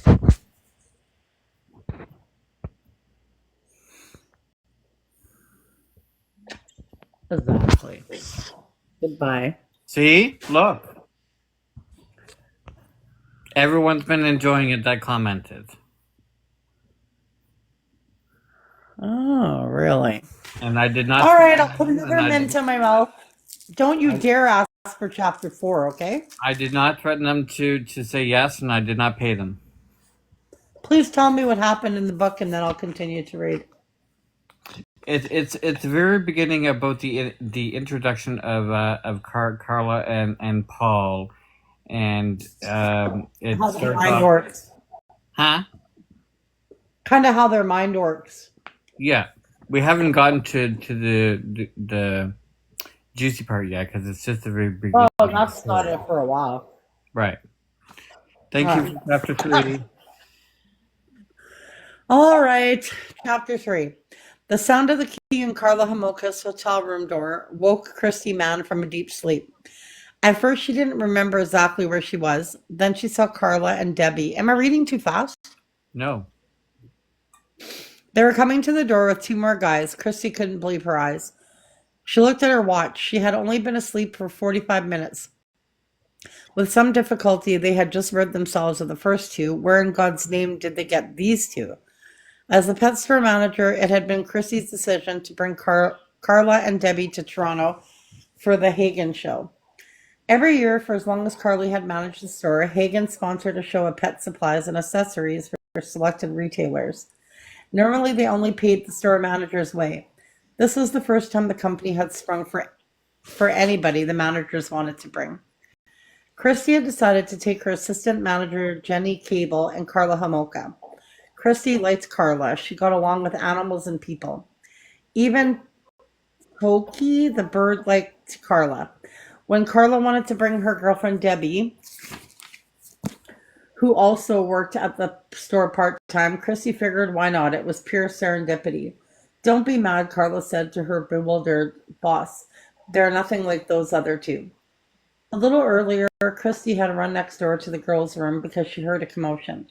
She found Debbie and Carla with two creepy looking older guys who were obviously drunk and slightly belligerent about leaving. After the cocktail party downstairs, when everyone else had gone back up to the rooms, Carla and Debbie had gone to the disco. They must have picked up the creeps there. What? Dogs Christy could handle, but not drunks. She went and got her district manager, but he was no match for these men either. They finally had to call security. I didn't know where you two were, Christy scolded Carla. Brunette, petite, and attractive with her stylish eyeglasses, Christy looked more like an optometrist model than a cage cleaner from a pet store. But what you just did, that's crazy. You don't know anyone around here. You shouldn't be bringing people up here. Now I'm going to stay right here tonight. With that, she turned on the television, laid down on the pull-out sofa in front of the window, and promptly fell asleep. No sooner was she asleep than Debbie and Carla went out the door and down 3 floors to the hotel restaurant. A chicken salad sandwich joint called Bluffy's Atrium Lounge. It was a little before midnight. Oh, Christy, they're really nice guys, honest, Carla said. They just came up to talk. Christy had seen ferrets in heat less flirtatious, less obvious than Carla was now. Christy considered herself a Christian. She tried to read her Bible every day, but what to do? She wasn't their mother, and this wasn't a religious retreat. It was a convention, and the girls were over the age of consent. And Carla was right. They were different. The one guy was goofy looking, but they were both clean cut, particularly the better looking one. He was wearing a nice windbreaker, a blue button-down shirt, and dark cotton pants. They were older than the girls, but they looked younger than the previous two, and they weren't drunk. What's that noise? Are you not muted, asshole? I'm not. I'm currently in the washroom looking at my face. Oh, lovely. Nevertheless, Christy was pretty well disgusted. She knew Carla was the instigator, even though everybody called Debbie Purdy Dirty Purdy. She had seen no evidence that Debbie was dirty. Instead, she seemed immature and shy. With Debbie, it was always Carla this and Carla that. You have to mute. Ugh. You're bugging me. Thank you. Shrugging her shoulders, Christy went back to her own room and to bed. She knew the only guy's name was Paul. She would not find out who the other guy was until Paul and Carla were married 4 years later. Paul and his future best man, Van, could not believe their good fortune. Teenage chicks at the hotel room. The night had otherwise been a bust. The men had thought they would just get something to eat at Howard Johnson's before Van took Paul home and called it a night. Roughly the same age, Paul was 23 and Van 22. They had grown up across the street from each other. The ceremonious family had moved away a few years earlier, but Van and Paul kept in touch. When Paul saw the two girls sitting in the well-lit restaurant, his dour mood changed drastically. Through the reflection in the glass window, Paul Bernardo saw himself miraculously redeemed in the green-blue eyes of a dirty blonde with a pretty face and a bad perm. By the way she returned her look and smiled, there was little doubt in his mind that he was at least going to get to talk to somebody other than Van that night. Paul was the kind of guy for whom something always had to be happening. In the past few months, that had been the case. He had graduated with a Bachelor of Arts degree from the University of Toronto, gone to Walt Disney World with a girlfriend in August, got an entry-level trainee's job at a big accounting firm called Price Waterhouse in September, and flown back and forth to Van's brother's wedding in Fort Worth the weekend before last. He had two girlfriends. One of them was so jealous of the other that she had put her hand through a window at his parents' house a few weeks earlier. Sometimes in life, you gotta say what the fuck and make your move, Tom Cruise said in the 1983 movie Risky Business. Paul had that quote printed out on a wall in his bedroom where he kept a record of the cliches that were his mantras. Even though the restaurant had a poster, maitre d', Paul ignored him and went directly to the girls' table and boldly asked the one question to which he already had the answer. Would the girls mind if he and his friend joined them? It was apparent right away to both Van and Debbie that Paul and Carla had more in common than the fact that they both had swimming pools in their backyards. There was an immediate, inexplicable attraction, but very obvious they liked each other. Carla was ready and Paul was impetuous. Pleasantries exchanged, they chit-chatted. The girls went to the bathroom, giggled, and invited the boys up to their rooms. They were just going to watch a movie. The Fortunist was part of the buzz. Christy Main shut the door behind her. The light went out, and Paul and Carla went at it. It was a typical Hojo room, small, clean, and inexpensively furnished. The pull-out couch, only a couple of steps from the bed where Carla and Paul were doing a horizontal mambo. According to what Van later told newspaper reporters, first Carla was on top, then Paul, but he wasn't really watching. He just saw their silhouette in the dim light. The sheets were moving a lot. Debbie was somewhat surprised that the exclusive Diamond Club president and some totally new 6-footer were having X right in front of them. She also knew that Carla was capable of anything. Carla and Paul kept at it, grunting, groaning, whispering sweet nothing in each other's ear for almost 4 hours. Whoa. Once when they overheated, Carla poured a glass of ice water on Paul's back. He was impressed. He liked a girl with attitude. Ultimately, Debbie fell asleep on the pull-out couch. She did not want to have anything to do with Van. Sloppy seconds has always been one of Van's fantasies, but when he asked Paul if he could have Carla too, Paul told him to have a go at himself instead. At 8 o'clock the next morning, Paul and Carla took a shower together and exchanged addresses and phone numbers. You see, I'm really an old-fashioned kind of girl, Carla explained to Dr. Arndt patiently. A stay-at-home, girl guides, have a bunch of kids, have doors open for me kind of girl. Dr. Arndt looked around the interview room, found a Northwestern General Hospital blood chemistry workup form, and took notes on that. He treated me like a princess and he swept me off my feet. I would do anything for Paul.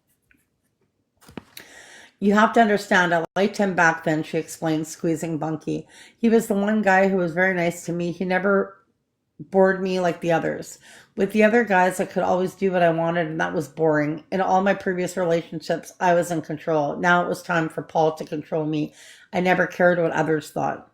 The one guy who was always nice to Carla, who never bored her, whom she knew from the moment they met she would marry, was born a bastard on October 27th, 1964, at Scarborough General Hospital in the suburbs of Toronto.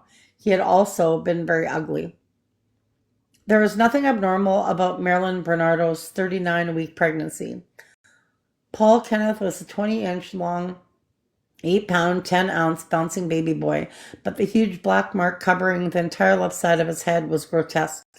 His mother cried out with horror the first time she saw him.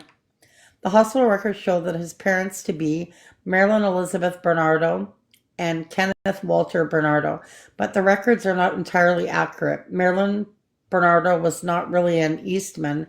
She was a Hamilton, and Paul was not Ken's son. Marilyn Bernardo was born Marilyn Joyce Hamilton on May 10, 1940, in Kitchener, Ontario. Kitchener and its twin city, Waterloo, are enclaves of German immigration, approximately an hour's drive west of the Toronto airport. Before the First World War, they were known as Berlin and Little Berlin. Marilyn's natural parents, Ross and Elizabeth Hamilton, put Marilyn and her two sisters, Claudia and Diane, and her brother Richard up for adoption. Marilyn never found out why, neither did any of her siblings, but Marilyn got real lucky when Gerald and Elizabeth Eastman decided to adopt her. Gerald Ernest Eastman had become a big fish in a small pond. Born in 1901, he read law at Osgoode Hall in Toronto and was called to the bar in 1928. He joined the Kitchener Law Office of Clement and Company. After World War II, he became a full partner. When he retired in 1980, his law firm was known as Clement Eastman, Dreger, Martin, and Menierer. On July 8, 1931, Gerald married Elizabeth Rudel. They had one natural child, Marilyn's stepbrother, Charles Eastman. To hear Ken Bernardo tell it, Marilyn was abused in foster homes and then aped, with the R, by at least 3 members of the Eastman family after she was adopted. But he said these things much later when he was trying desperately to avoid jail and rationalize his own deviant and abusive behavior. Otherwise, there's no evidence to suggest his allegations. To her friends, such as Elizabeth Christner, Marilyn was an outgoing and happy teenager who had been raised in quiet, affluent civility by kind, understanding parents. Marilyn attended Westmount and King Edward Public Schools and then Kitchener Collegiate Institute. After she graduated from high school, Marilyn went to work for Ontario Hydro. An attractive blonde, maybe a bit heavy in the thigh, Marilyn had a broad, open face, rather like the many Mennonite girls who crowded the bustling Kitchener Farmers Market on Saturdays. She met Ken Bernardo in November 1955. An immigrant horse-playing Italian immigrant son, Kenneth Walter Bernardo, had been born on January 29th, 1935 to Frank and Mary Bernardo. He was the youngest of three siblings. Ken's brother, Raymond Francis, had been born a decade earlier, and his sister, Shirley, in 1927.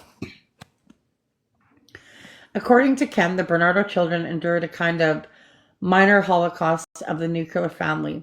As the youngest by 8 years, he suffered the least abuse, but remembered his childhood as troubled and difficult.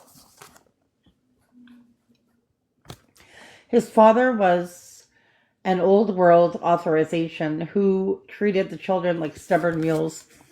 The old man and Ken's brother Raymond fought like wearing fractions in the Italian Parliament. Although Ken maintains the family struggled during the Great Depression, that too seems unlikely. By the time Ken was caught, his parents were never tranquil or amicable. By the time this physical abuse and daily turmoil started to abate, Ken's brother and sister were in their mid-teens. In 1950, the Bernardo made the city papers. Raymond was caught out in some criminal behavior and arrested. The matter was widely reported and humiliated the family. Ken later said his brother was a sadist. Twice diagnosed as a psychopath, Raymond eventually became a police officer. In 1957, Ken graduated from Wilfrid Laurier University with a Bachelor of Art degree. That fall, he went to work at Pearson and Matthews, an accounting firm in Guelph, Ontario. Guelph, another university town renowned for its veterinary college, was a half-hour drive east of Kitchener. And I need a sip of water. Okay. Although Marilyn was ambivalent about Ken, on May 20th, 1960, 10 days after her 20th birthday, she married him. It was a small, unassuming ceremony held at the Eastmans' home on Claremont Avenue, distinctly white, upper middle class address. The groom was 25 but didn't have many friends. Aside from a couple of Marilyn's friends and immediate family, there were few guests. In March 1961, they moved into a slightly larger apartment. He smacked her around some more. On March 25th, Marilyn gave birth to their first child, David. Their daughter, Deborah Gale, was born the following year on December 14th, 1962. Ken was still smacking Marilyn around when he passed his institute exam in 1963. In recognition of the fact that he was now a chartered accountant, the family moved into a little bungalow. I can't read anymore. My throat's too dry. I'm stopping. Sorry. That's enough. Goodbye. What? My throat's too dry. I'm almost done. Okay. Between the way he treated Marilyn and the inordinate amount of time Ken spent commuting, studying, and working, it all became too much. Marilyn Bernardo remembered exactly what she was doing on the day Jack Kennedy was shot.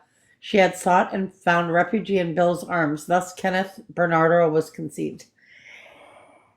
In early January 1964, the papers were full of stories about the Boston Strangler. His final victim, 19-year-old Mary Sullivan, had been found in her apartment, propped up on her bed, naked with a broomstick stuck in her woo-ha and a large pink bow tied under her chin. Resting against her left foot was a galley-colored card that read Happy New Year. Right from the time Guy Lombardo and his Royal Canadian Orchestra struck up the band for Auld Lang Syne and what? That doesn't make sense. What? Never mind. About 45 days after Kennedy took the BULLET and Marilyn laid down with Bill, the ball dropped in the Bernardo household as well. Ken was reassigned to his fate, but he would be damned if he would stay in a one-horse town and continue to be cuckold?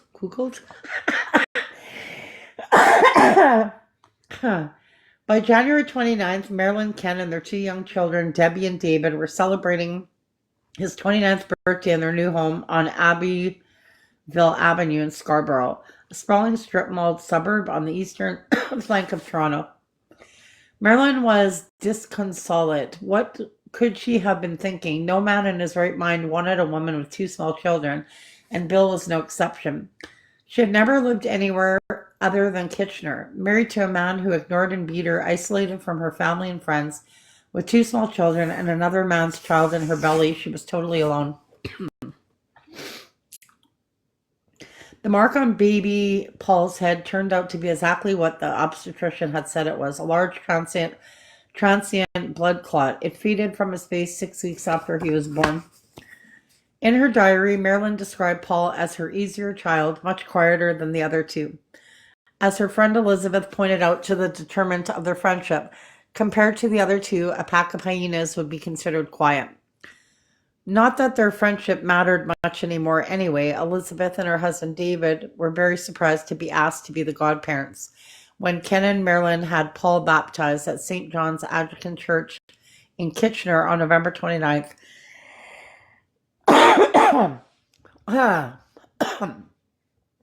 They reluctantly agreed for old time's sake. They had stopped socializing with the Bernardos long before they moved to Scarborough. The Marilyn Elizabeth knew had become increasingly sullen after her marriage. This Ken Bernardo person was very quiet and temperamental. When he did say something, it was invariably of a negative cast. Paul was a year old when the Bernardos moved to 21 Sir Raymond Drive at Scarborough Village. For Marilyn, this was the next best thing to going home. Another quiet, prominent white middle-class neighborhood. It sat on the edge of the Buffalo, overlooking Lake Ontario. The two-story house had a carport and a big front window. Ken began budgeting for an in-ground pool and backyard and swimming pool. This one is not the least bit affectionate, Marilyn wrote in her diary. She described her younger child as very selfish and stubborn and listed his allergies: orchid, grass, elm, ash, poplar, cotton, linters. Then Marilyn discovered Paul couldn't talk. By 2.5, most children were talking up a storm. He only stammered. As it turned out, Paul's tongue was attached to his palate by a strange flange of skin, like the webbing on a duck's foot. He made sounds, but they were unintelligible, more animal than human. Once his parents realized that Paul was literally tongue-tied, he was thoroughly examined. He was sent to a speech therapist named Bonnie Gross at the Scarborough General Hospital. In her report, she noted that Paul had passed all the other childhood milestones. It was natural that his inability to communicate caused him considerable frustration. All they had to do was snip the duck's webbing. On his grade 4 report card, his teacher described his academic performance as satisfactory, but said Paul failed to apply himself because he is of a talkative nature. Shit. The Bernardos rejoiced. Paul had always loved himself, even when he was I can't say that word. Paul had always loved himself, even when he was an inarticulate child in primary school. His teachers praised his early penchant for neatness and accuracy. He grew up to be very beautiful and talkative indeed, and many, many women loved him as he loved himself. Neat and fastidious and beautiful, he found them at school or summer camp, at work, deliberately or by chance. There was Karen, Nadine, Lisa, Victoria, Kim, Joanne, Anna, Lenore, Laura Lynn, and there were many, many more. They all agreed he was a silver-tongued devil. Basically, he managed to talk the pants off most of them. Then one day, shortly after he started grade 10, for no reason he ever understood, his mother stormed into his room, threw a photograph on a man on his bed, and told Paul he wasn't who he thought he was at all. He was not Ken Bernardo's son. He was really this man's son. She said he was a bastard and he might as well get used to it. And I'm not reading anymore. And I have to go to the bathroom and take a shit. I'll be right back. Don't forget to pause or mute. No, I'm going in the other room.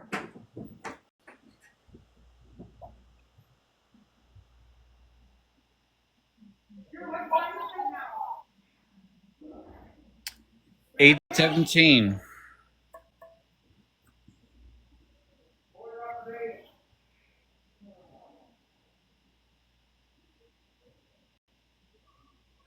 Yeah, it feels better. Feels a bit lighter.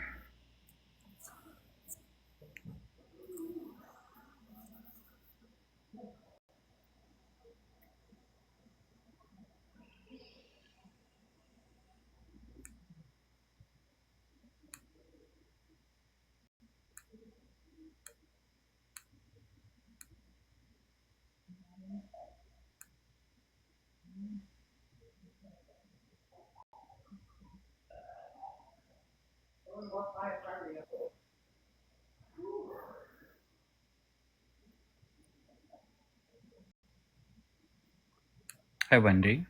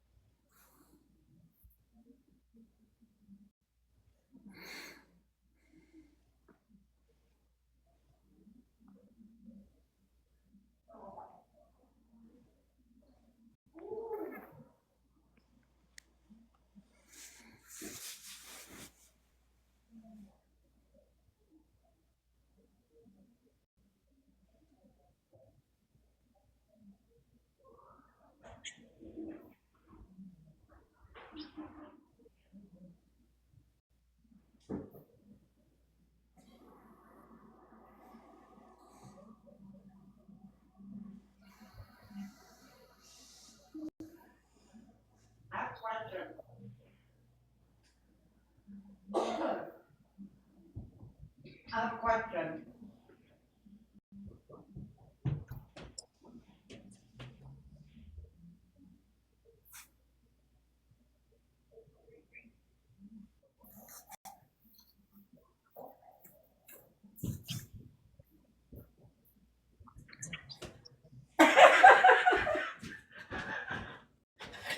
Oh, that was interesting.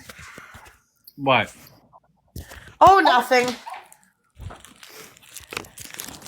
Has your shit ever come out green? Yes. Okay, what the fuck is that? For me, it's when I had too much. I ate too many black licorices. Oh. Oh, I guess it could be from anything. Could be from dye or anything, right? What a weird conversation this is. Mm-hmm. So, what did you think of the story? It was good. What happened to chapter 4? I'm not reading anymore. Are you kidding? Why not? Not tonight. Oh. Paul Bernardo was born. And then it's going to get good now. I think I was a psycho. So chapter 4 will be. So chapter 4 will be sometime next week. No, tomorrow. We'll read it every day. Mm-hmm. Because I can't remember the story either. I read that a long time ago. I got the unlimited version.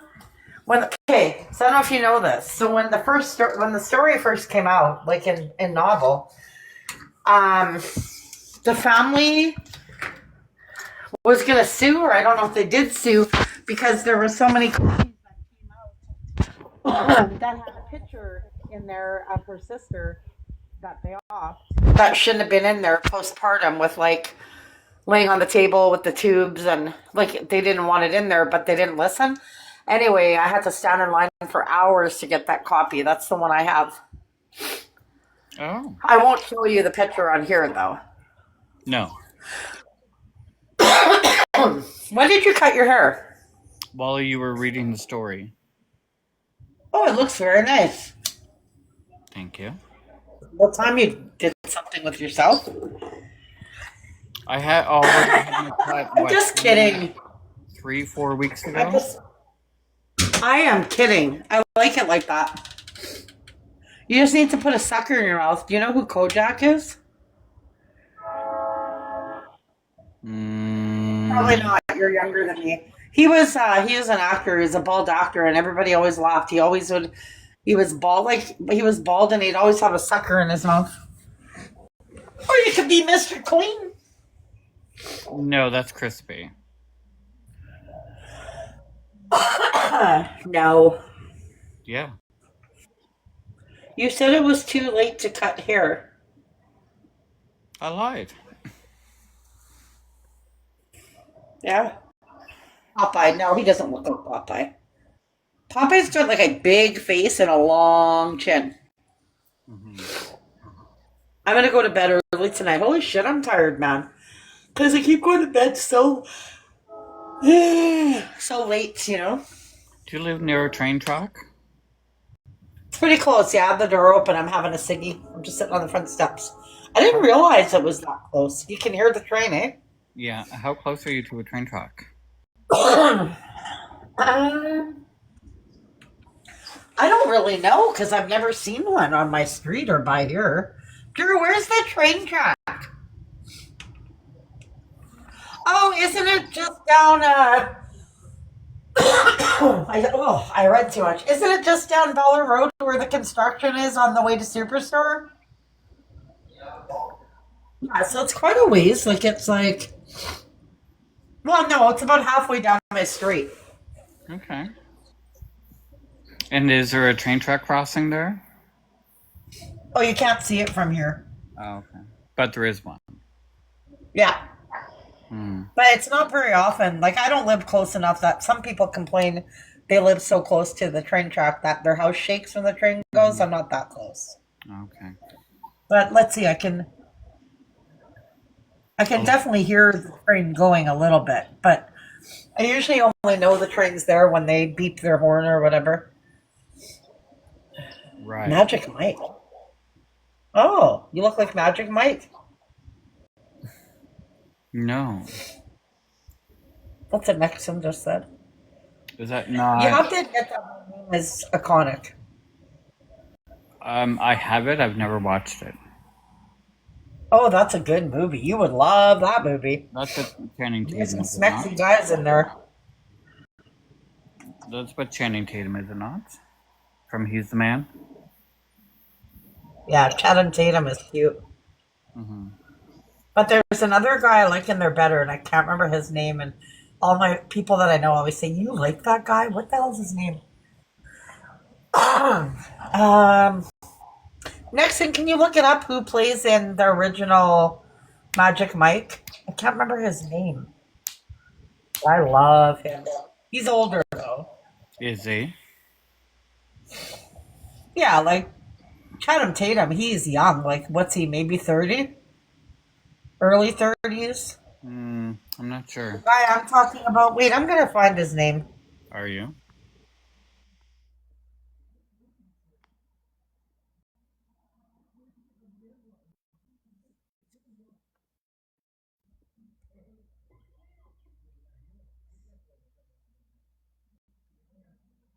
What the hell is the name of the movie again? Magic Mike. One sec. Mm-hmm.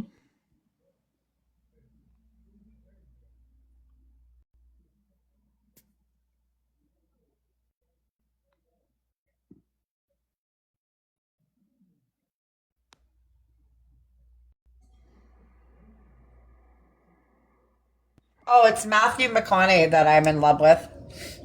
McConaughey, whatever. Mm. I don't like any actor, and it's weird because I'm older now. When I was younger, I loved the baby look like John Stamos and like what was the guy's name on Happy Days? Not the Fonz, but um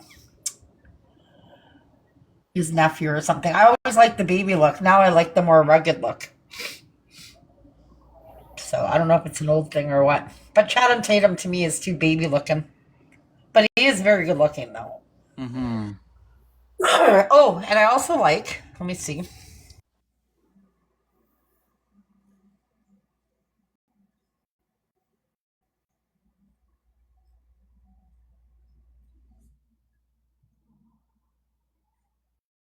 Are we on mute or? I also like this guy. I'll show you.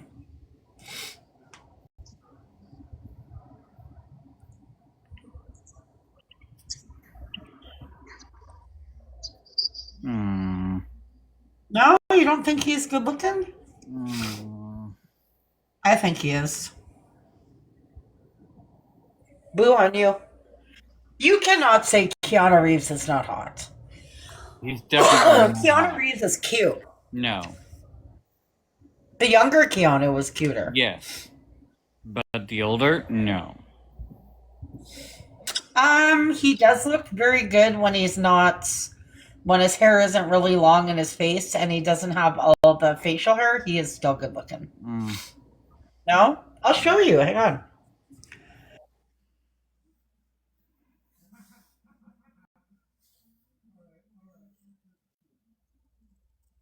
Okay, you can't say this isn't good looking. Hang on a minute. I gotta find the picture though. It'll take me a minute. Where is he in my pictures?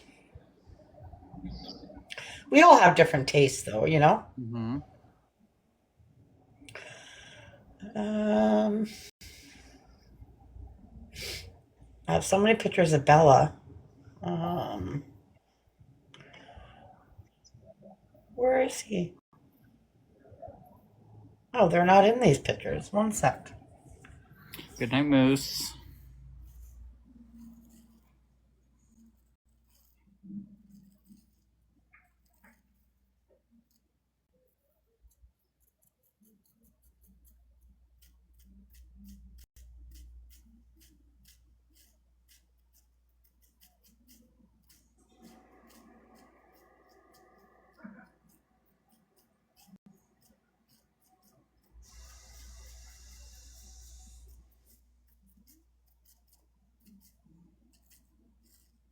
One of them.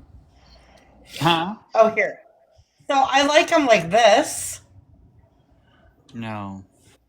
Really? You don't like him, eh? No. Well, I don't care. I will always love him. Especially after meeting him. So. What are you doing for the rest of the night? Nothing. I have a sore stomach. I eat too much pizza. Shit. Oh, I'm gonna do a little bit of diamond art. I'm gonna clean my stove. Top of my stove. That's about it. And you?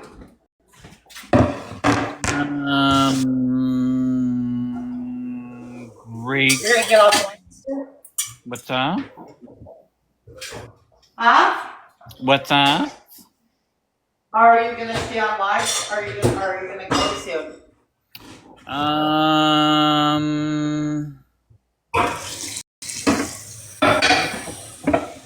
Well, I was gonna make a phone call tonight, but that just doesn't seem to be possible. So.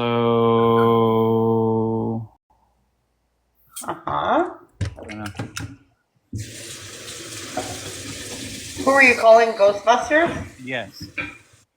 Oh, wow. I was gonna go Not call too a bad. man. Call who? A man. Oh. Mm-hmm. Okay, I just gotta wash this can, sorry. Scrubby dub dub 3 man, Scarky's tub. What? Scrubby dub dub 3 man, Scarky's tub. You don't get it. No, I don't. You know the song, Scrub-a-dub-dub, 3 men in the tub, the butcher, the baker, the candlestick maker? You've never heard that? No. Oh, okay, well maybe I'm old. That's possible. Scrub-a-dub-dub. Pardon me? That's possible, or it just never made it to my ears. Drew, how did that song go? It's like a nursery. It's like Scrub-a-dub-dub, 3 men in the tub, the butcher, the baker, the candlestick maker. How does the rest go, Drew? No. Oh, you're a big fucking help. He goes, no. Okay. I think you're falling asleep. That's what I think. Huh? Where? Your house. Grabble, bubble, there's a ham in the tub. Or what's the other one, Drew? That other nursery rhyme. For sure you've never heard it. Oh, I went downtown to see Mrs. Brown. Do you know that one? Nope. Went downtown to see Mrs. Brown. She gave me a nickel to buy a pickle. The pickle was sour, so she gave me a flower. The flower was dead, and I don't remember the rest. So it's not too funny. No, that was awful. It's not. Oh well. I tried. I'm too old to remember the whole thing. Shit. You're That's a long only time ago. 56. Huh? You're only 56. I know. Well, but I'm getting old. You're laughs because I talk like I'm 80 sometimes.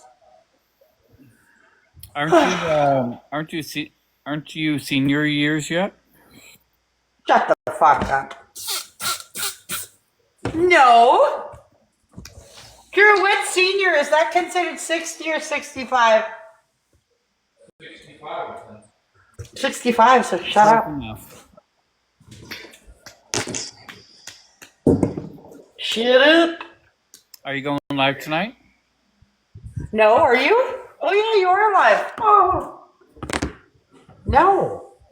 I've been live for 2.5 hours. No thanks. No thanks. You're not gonna go battle Mr. Vibes or General tonight? Oh, no thanks. Oh. I can't stand him. Battling is boring. Like, if you do it too much, it becomes very boring. You don't think so? I don't battle very often. The only person that I've really battled was you, and maybe a couple randoms. I don't normally battle. It can become very boring, though, and awkward, because Well, it's really either boring the person to will watch. be... Huh? It's boring to watch when it's repetitive. Oh, yeah, for sure. If you're the one sitting in someone's live and battle, it's like if you were just battling, it'd be boring. Mm-hmm. What's with all these garlic powder and shit? What the hell? Talk about like trolls. Garlic powder, I fucking don't know. weird. Sea salt.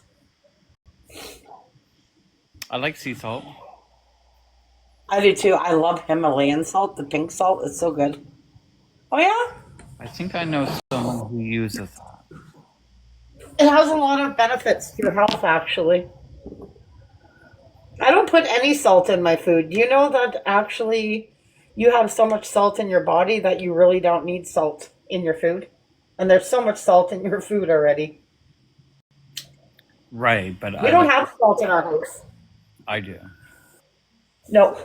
And Drew has high blood pressure. You're not supposed to use salt if you have high blood pressure. It's not good. Mm-hmm. Even if I make pasta, like one of my friends said, "Oh, you don't salt your water." I'm like, you don't need to put you don't need to put salt in your food. You don't. Okay. I don't. But I should have salt in the house because salt is good for other shit too. So Like,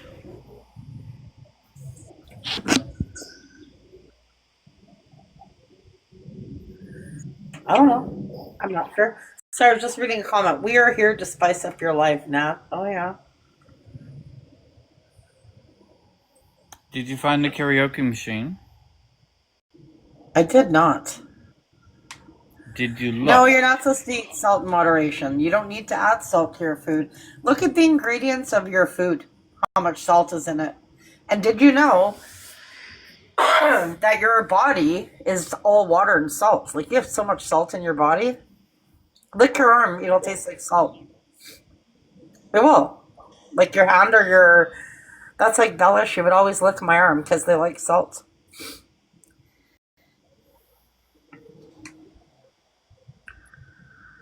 I don't like salt. No, you do not need to eat salt or you'll get sick. That's not true because the ingredients in food are salty. Like pizza. Do you know how much fucking salt is in pizza? Canned soups. There's salt in everything. I taste like shea butter lotion. Ugh. That's nasty. And that's a weird thing to say. I don't know what I taste like. I've never tasted myself. That's a bit weird. Would you like to try to taste yourself? Yeah, that's weird.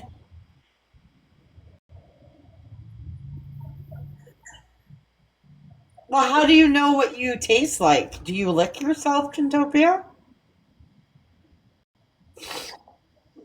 Like, Have you tried to taste yourself? I guess they have. No, you. No, Would you? no. You mean to tell me if you could not reach, you would not yourself? No. Have you? No. Well, there you go, you weirdo. I can't bend down that far. Neither can I. I might have been able to when I was younger. Exactly. But if I was to, I probably would taste like banana cream pie. I'm sorry. I don't know. Hey, don't knock until you try it, I guess. That's what they say. Hey, have you ever had Sorry, are you suggesting people try to see if you taste like a particular dessert? No, I'm just wondering how they would know what they taste like. That's like, did you put your finger up your ass? Did you lick your arm? Like, how did you taste yourself? Well, my finger's been up there, yes. Well, yeah, why not? But it's never been directly put into my mouth. I hope not. Have you ever tasted? No. If I could taste myself, I would taste like creme brulee. Have you ever had that? That is so good. I don't know. You would know if you had creme brulee. Do you know what creme brulee is? No. What the fuck? It's a custard. It's like a vanilla pudding Oh Super yes, I secret. have original. Yeah, and then it has, I think and then they original. I think original surgery then they that one. burn the sugar on top. I think he mixed it with fruits. The fruit was good, but the thickness of The one I've had is Earl Grey, like Earl Grey tea. It was good. Hello, Jess. it was like trying to eat. I heard you were singing Like Shine, Jesus, Shine. I it like was that like song. trying to eat yellow snot. Utopia. Yeah, what, Jess? You were singing Shine, Jesus, Shine. I love that. No, I didn't. Oh, yes. This little light of mine, I'm going to let it shine. This little light of mine, I'm going to let it shine. This little light of mine, I'm going to let it shine. Let it shine. Let it shine. Let it shine. Yes. Or Jesus loves me, this I know, for the Bible tells me so. Get that look off your face. So what's up, Jess? What look? Oh, you know. I can't see my face. Oh, well, you can imagine. Jess, hello. Ding dong. Ding dong. Okay, who turned my mic off? Nobody. Jess, you're muted. Clara, stop it! I was singing. Like Everybody is alive. Clara, please. We're trying to get some, goodness out. So did you?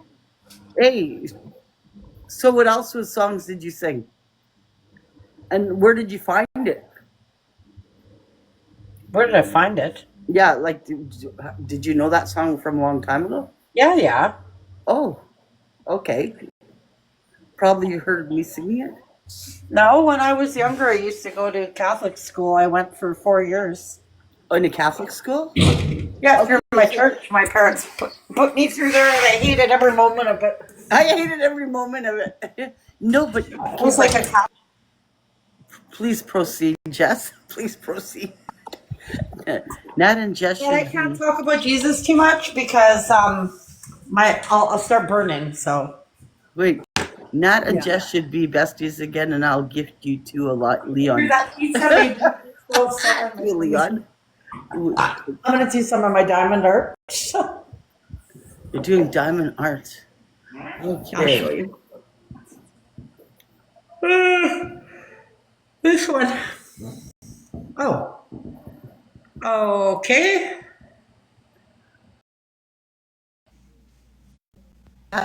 That's cute. Oh, What did you write at the bottom of it? there's nothing written on it. Oh, there's blur. It's black writing at the bottom. Nope. No. No, Okay. that's just black beads. Oh, okay. Black beads. Okay. I thought it was like writing. I get it. There's black beads in there. Yeah. You know what would be a really beautiful one to do? Which one? Jesus at the Last Supper at the table. Oh, at the Last Supper. That would be a nice one. Yeah. Oh, yeah, right there. Did you? Were you filling that one up? Yeah, I'm gonna start to do a little more. Hang on a sec. I mean, I was just not able to handle the beating. I did a good job, but I mean, it's like hard work. now Claire wants us to sing. This is funny. Hi, Lady Gray. Wait a second.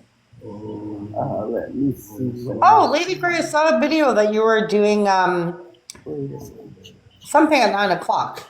I don't know what it was. Oh, dumpster diving, probably. Oh, cool. Now that's a lot of fun, actually. Yeah. If she's the one that would jump in, I'd fall in and never get out. So. Oh boy. Okay, I'm just looking at some stuff. Did you anybody see the videos of the museum in Egypt open up on November 1st? No. Yeah, it's crazy. What do you mean? What happened? Well, they opened up a new museum, with all, with all the pharaohs and stuff like that, and they had a big ceremony. Okay. They and you know what was so funny? Hi, Steph. You know what was so funny? Huh. I called my ex husband in Egypt because he's right by it, right? Uh-huh. And I asked him. I said, "Hi, sweetie. Hi, Steph." I said to him, "I believe that the mummies are gonna resurrect in Egypt." Oh. When the rapture happens, I believe they're gonna. And then you know what he said? He goes, What? "You're right. Egypt's gonna be half mummies and half humans." And I'm like, There's no "What?" I'm rapture. like, "What?" Then the next day, I'm saying, "Why do you believe that?" He goes, "Jess, I was joking." Oh. I said, Oh. "Well, could you put a little laughter in your joke so I know it's a joke? Don't sound serious. Sound like it's funny." I mean, when I'm joking around, I can't contain the laughter, so people will know I'm joking. Why do I hear somebody laughing? Is that That's Dennis? Dennis. That's Dennis. Yeah, I was like, what the hell? I hear somebody laughing. that was Dennis laughing. Oh, hi Hey, Dennis. Natalia. How are you? Yeah, I'm good. How are you? I am good. I ate too much pizza though, and I got the shits. Mm-hmm. That's okay. Yep. So I guess I don't know what to talk about now, but you got to go look and Google what they did in Egypt, him in Cairo, Egypt, because I My asked him. I dad was said, in Cairo. My dad worked in Cairo actually. "Really? Yeah, because he worked for Peanut Nygaard and he traveled. They opened factories in a bunch of third world countries, and Yeah. my Did you dad know? was terrified because he'd go to a grocery store and there'd be Yeah. a guard with a huge gun standing at the door. Wow. Did you know that our Arlington Bridge was actually made for Egypt, but it didn't work, so they sent it to Winnipeg." No, I didn't know that, but that bridge sucks. They should tear it down. They keep closing it, and it's never opened. They keep saying Really? Yeah, I told they're you. fixing it, but It's closed. The Yes. Arlington Bridge is It's been closed. it's been closed for a long time. Yeah, No way. I yeah, thought too expensive to repair it, and it's too old. I wouldn't go over that with my car. No No. way. Nope. Well, golly gee, I guess they're gonna have to go over the Salter Well, golly Bridge. gee, I think I gotta pee. You got a what? Pee? I think so. Are you streaming with us now?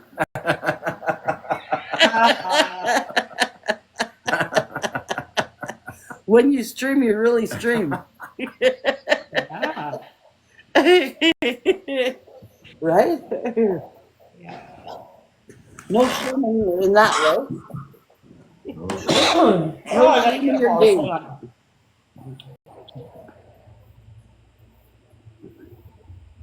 Hi, Tinky. How come when we mention the word going, pee, Tinky comes in? Tinkle a tinkle. A tinkle or a winkle? Oh boy. Scarfy's drums. So how have you been doing, Scarfy? Good. That's good. What is this? Oh, I'm trying to Joanna. Johanna. Okay, I'm trying to read the names here. Mm-hmm. Well, I already did only 1 hour of my bike riding. Oh, that's a sound effect? Hmm.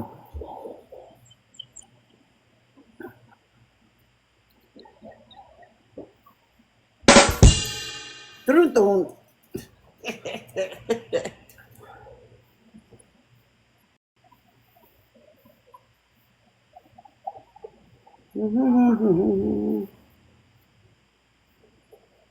So how is it? Does anybody know what's going on now in America now that did anybody get their SNAP actually?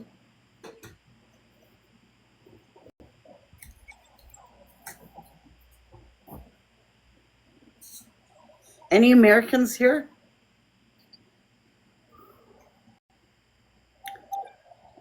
They didn't get their SNAP?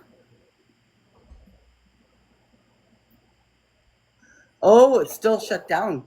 But still, they could still give money even if it's shut down, can't they? Like they could allow the process of it. It's shut down and I feel sorry for those in need. Yeah, Chintopia. You got to start giving everybody some Leons, Chintopia. You know, and boy, my cat's just running so much these days. Look at this. I'm going to show you.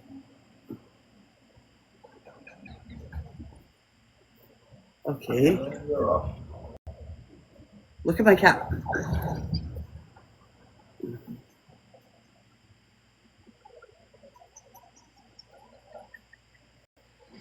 Your camera's off.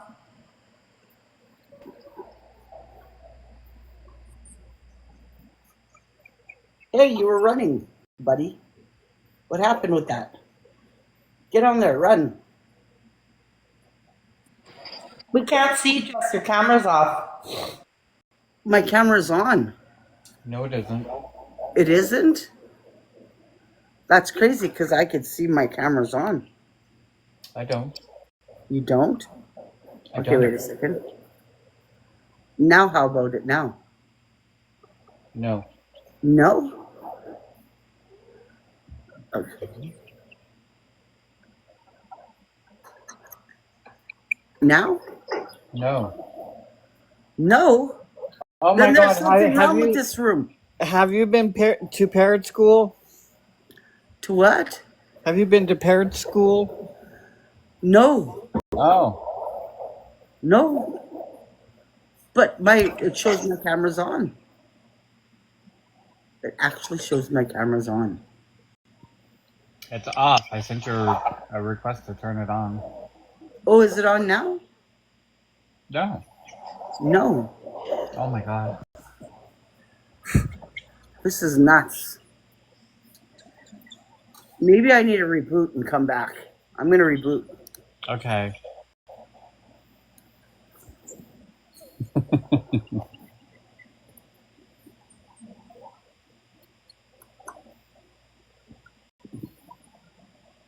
Is that happening today, or is she still here, or has she left? I don't know. I think she left. She left. Yeah. That was interesting. Yeah, the parroting was quite something.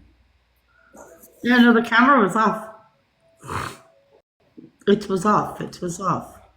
Turn your camera on for a quick second, see if it's not just TikTok. Assuming you have clothes on. I'm trying to turn it on. Oh, there. Yeah, it's on. I don't see it. Oh, hang on a minute. I will drop. Really? No, I just see your pile of poop. Okay, can anybody see me? I'm going to leave the live and then I'll come back. I'll try it again. Mm-hmm.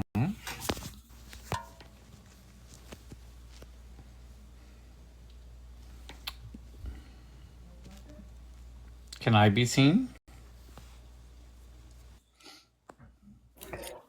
Can you see me? Yeah. Oh, poor you. Do you see me? Yes, I do. Okay, bye.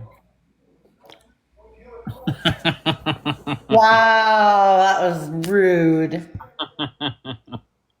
No, it showed that her camera was off, though. Yeah. That's right. I really don't want to do this diamond art. Oh. Okay, bye.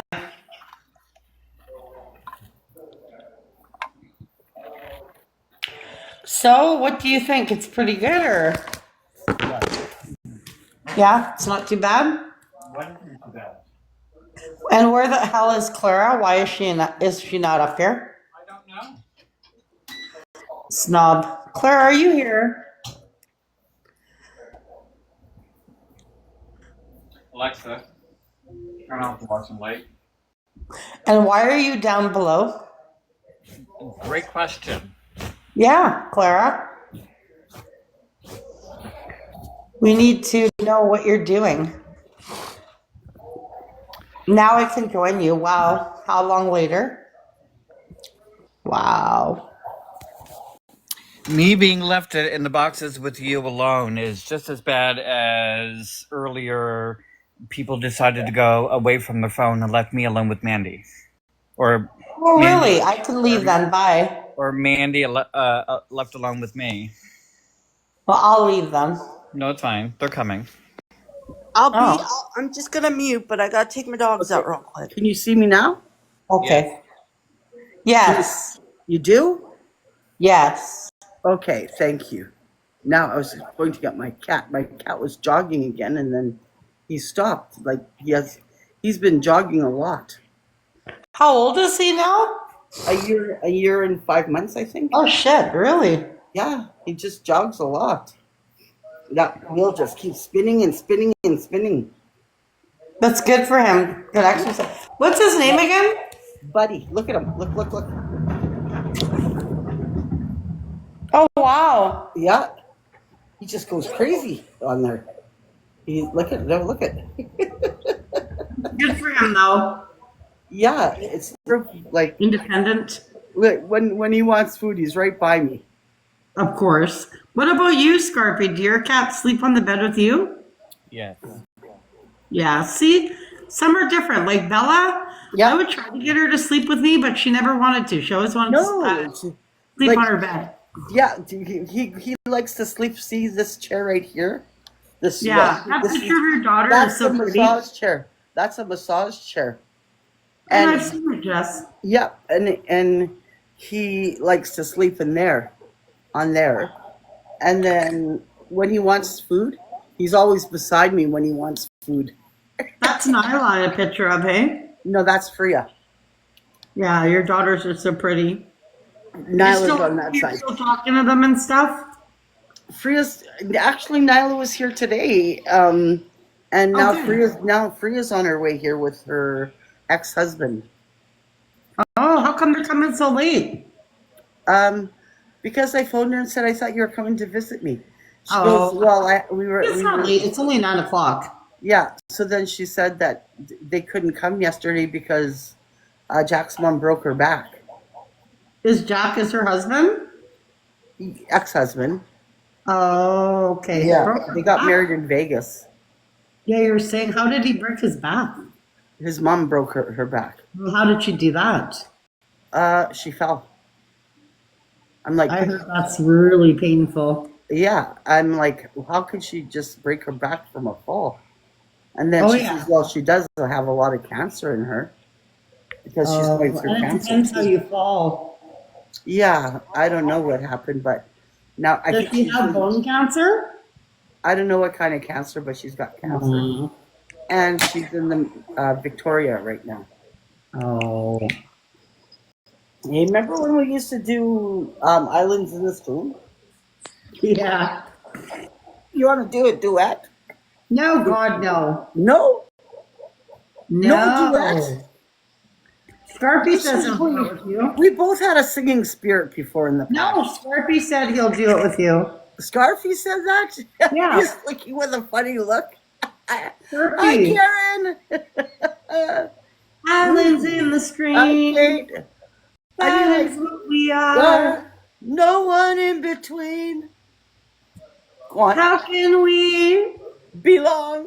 long Run run away with me? to another world, and we And rely we're on each other.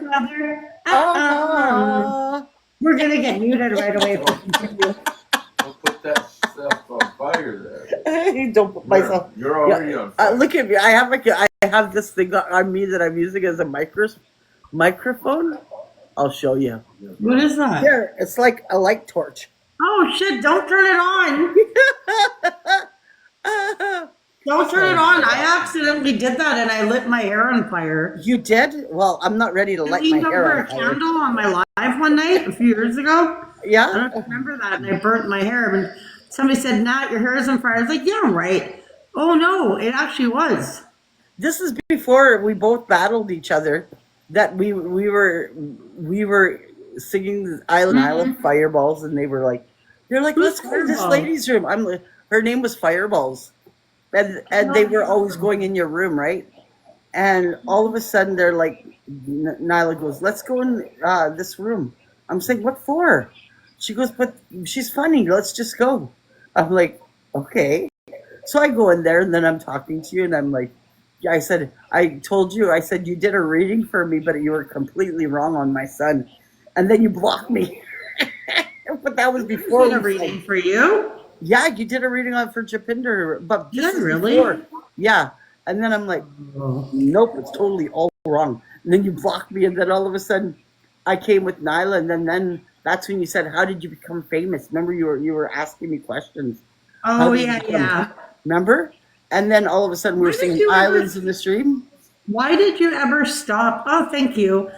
Who Why sent that? why did I stop? It was a big I would have kept on going, but I was running myself like where I was going on 3 times a day. Thank you for the donut, sweetie. I Yeah, was thank going you. 3 times a day. Yeah. And all of a sudden I started dreaming TikTok, like it was getting to me mentally. When you're a grow host, it's very repetitive. You're gonna start Really, hearing. you're always talking, and I was like, Yeah. sometimes like my voice was like, do I have any voice?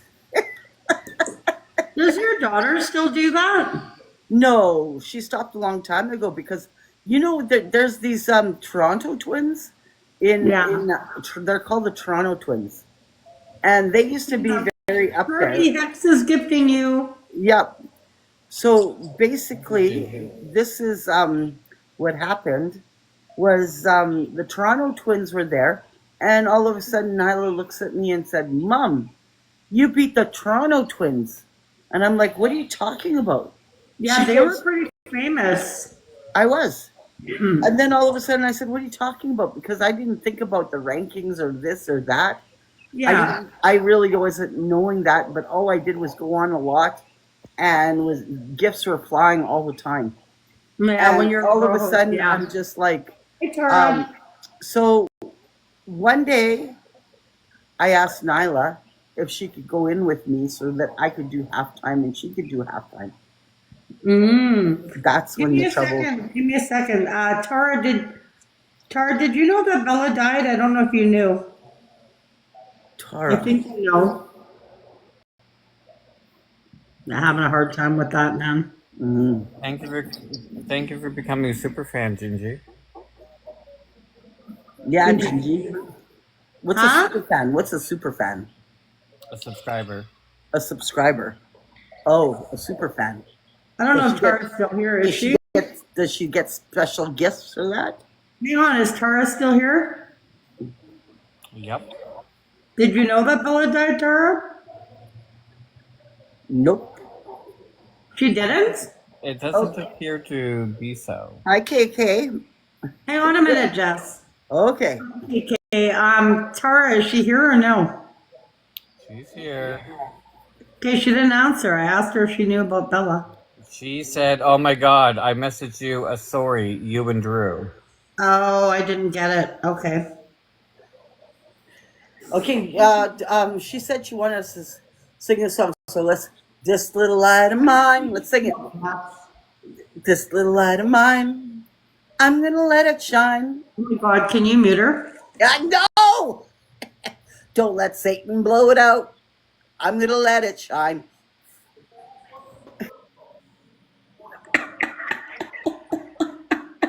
Where'd she go? Just come back up. I'm sorry. Did you boot My her? bad. I did. Just come back up. I just did it to be rude. You can come back up. Poor Jess.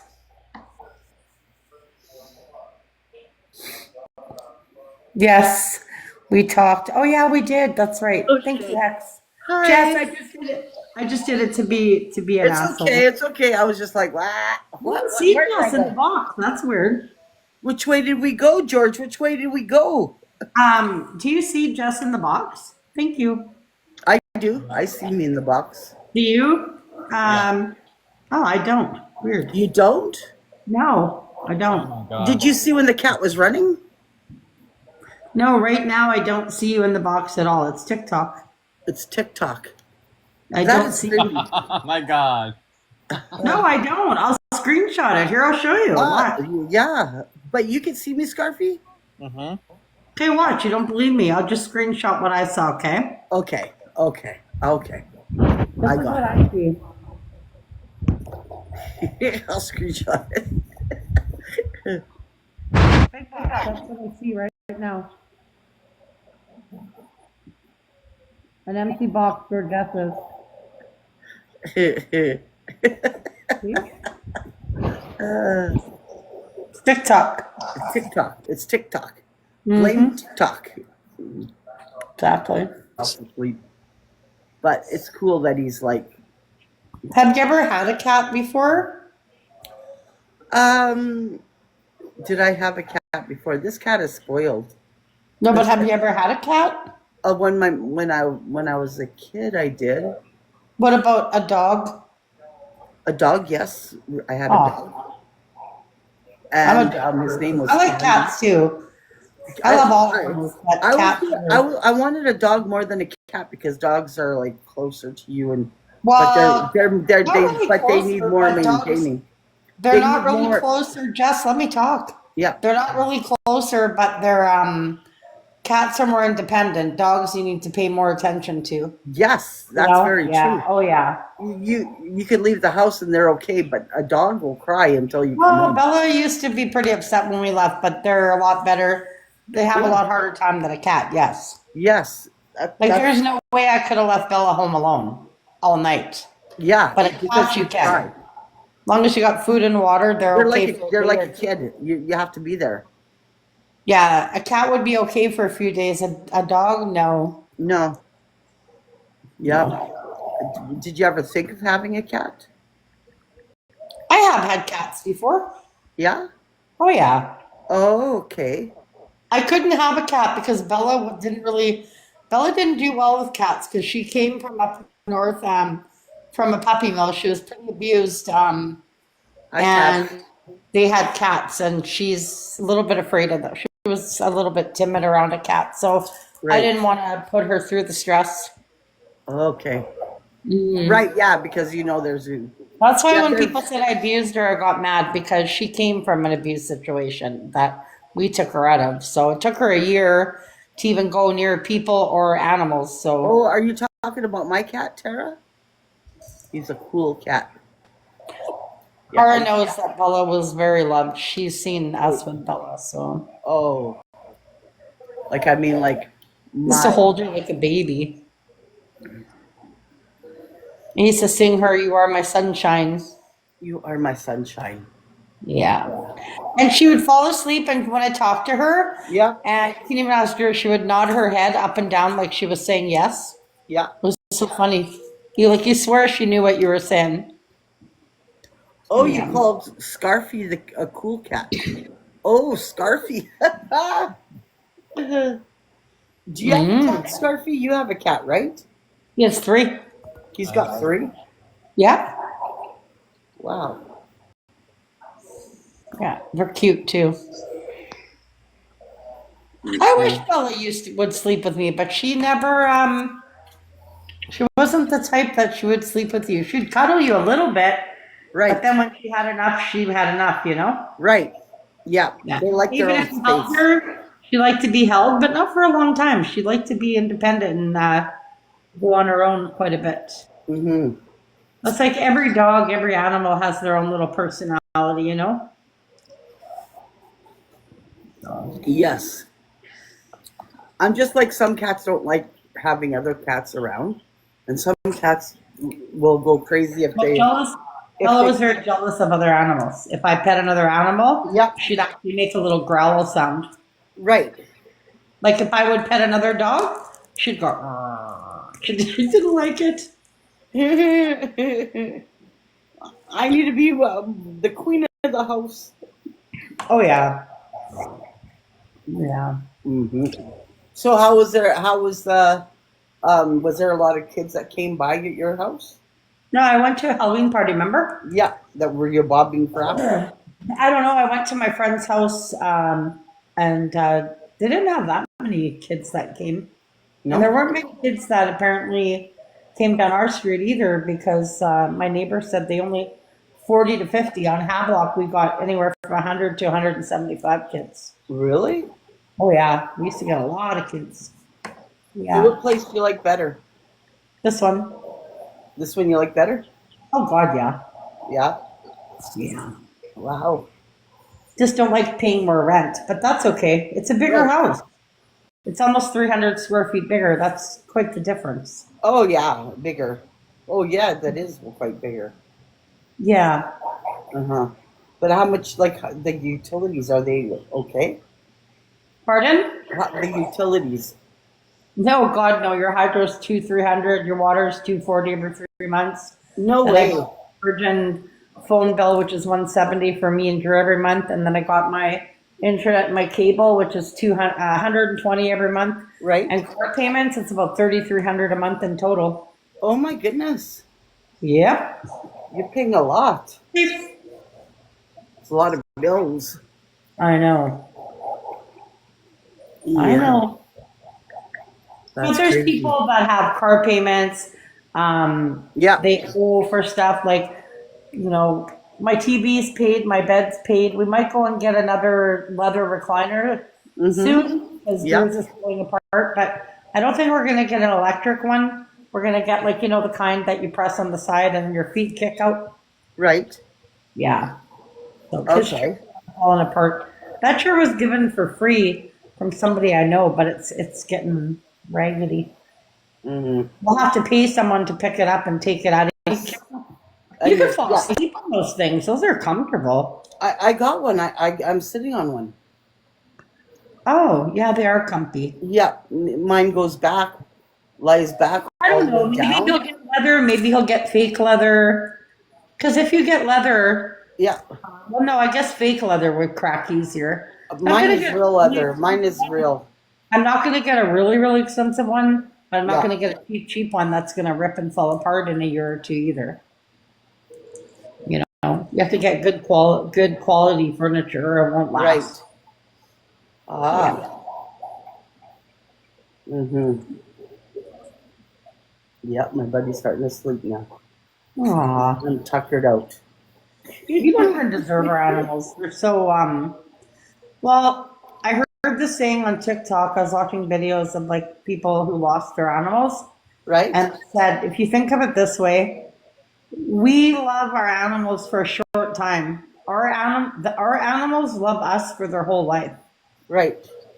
Like, you know, it's their whole life. We're Right. their whole life. You Yeah. know? Yeah. Yep. And then sometimes you have to think, when they're really sick and old, that it's Well, best. you know what, Jess? It was funny because when we had taken her to the vet, they said she had hip dysplasia. So it was normal because she was, well, she was 11 when she started getting pain, but it wasn't bad. It was just a little bit of whimpering once in a while. So Right. we took her to the vet. The vet said it's definitely hip dysplasia. She's older. She's got arthritis.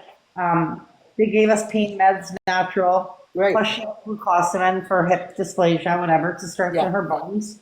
People take that too. And then we thought she was okay. She wasn't getting pain. She was on glucosamine.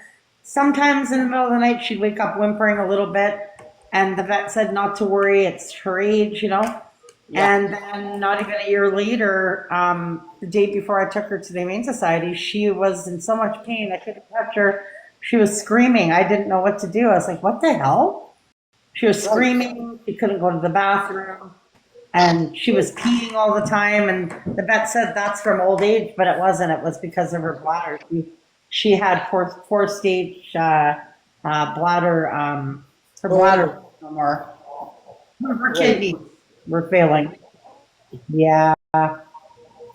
Oh. So They said, you know, you can take her home. It'll be about 200 a month for meds, which is fine. She's worth it. But they said that she's only going to live 30 days to 2.5 months, and she's going to have a lot of pain.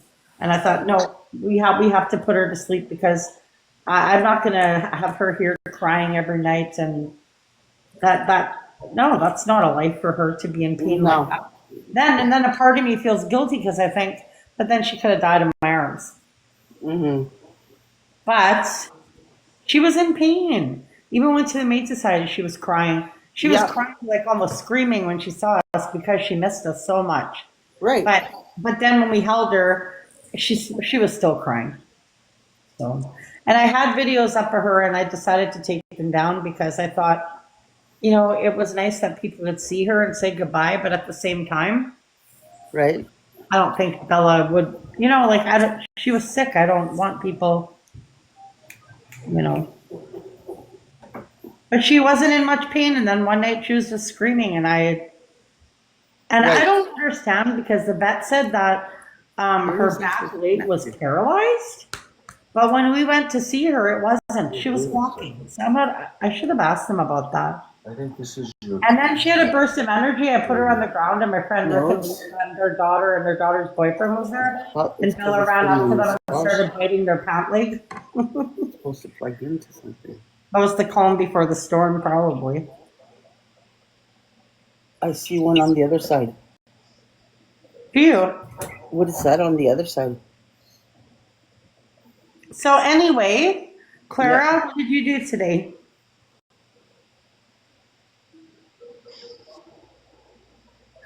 Clara. I don't know.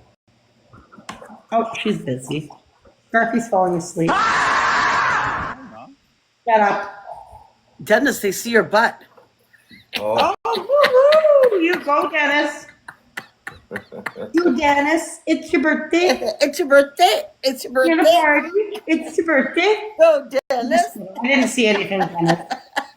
I'm not a pervert Go, like Dennis. her. It's your birthday. Go on. Like Let's she go. is. He's the one that was staring at it. Can you go back and twerk for us, Dennis?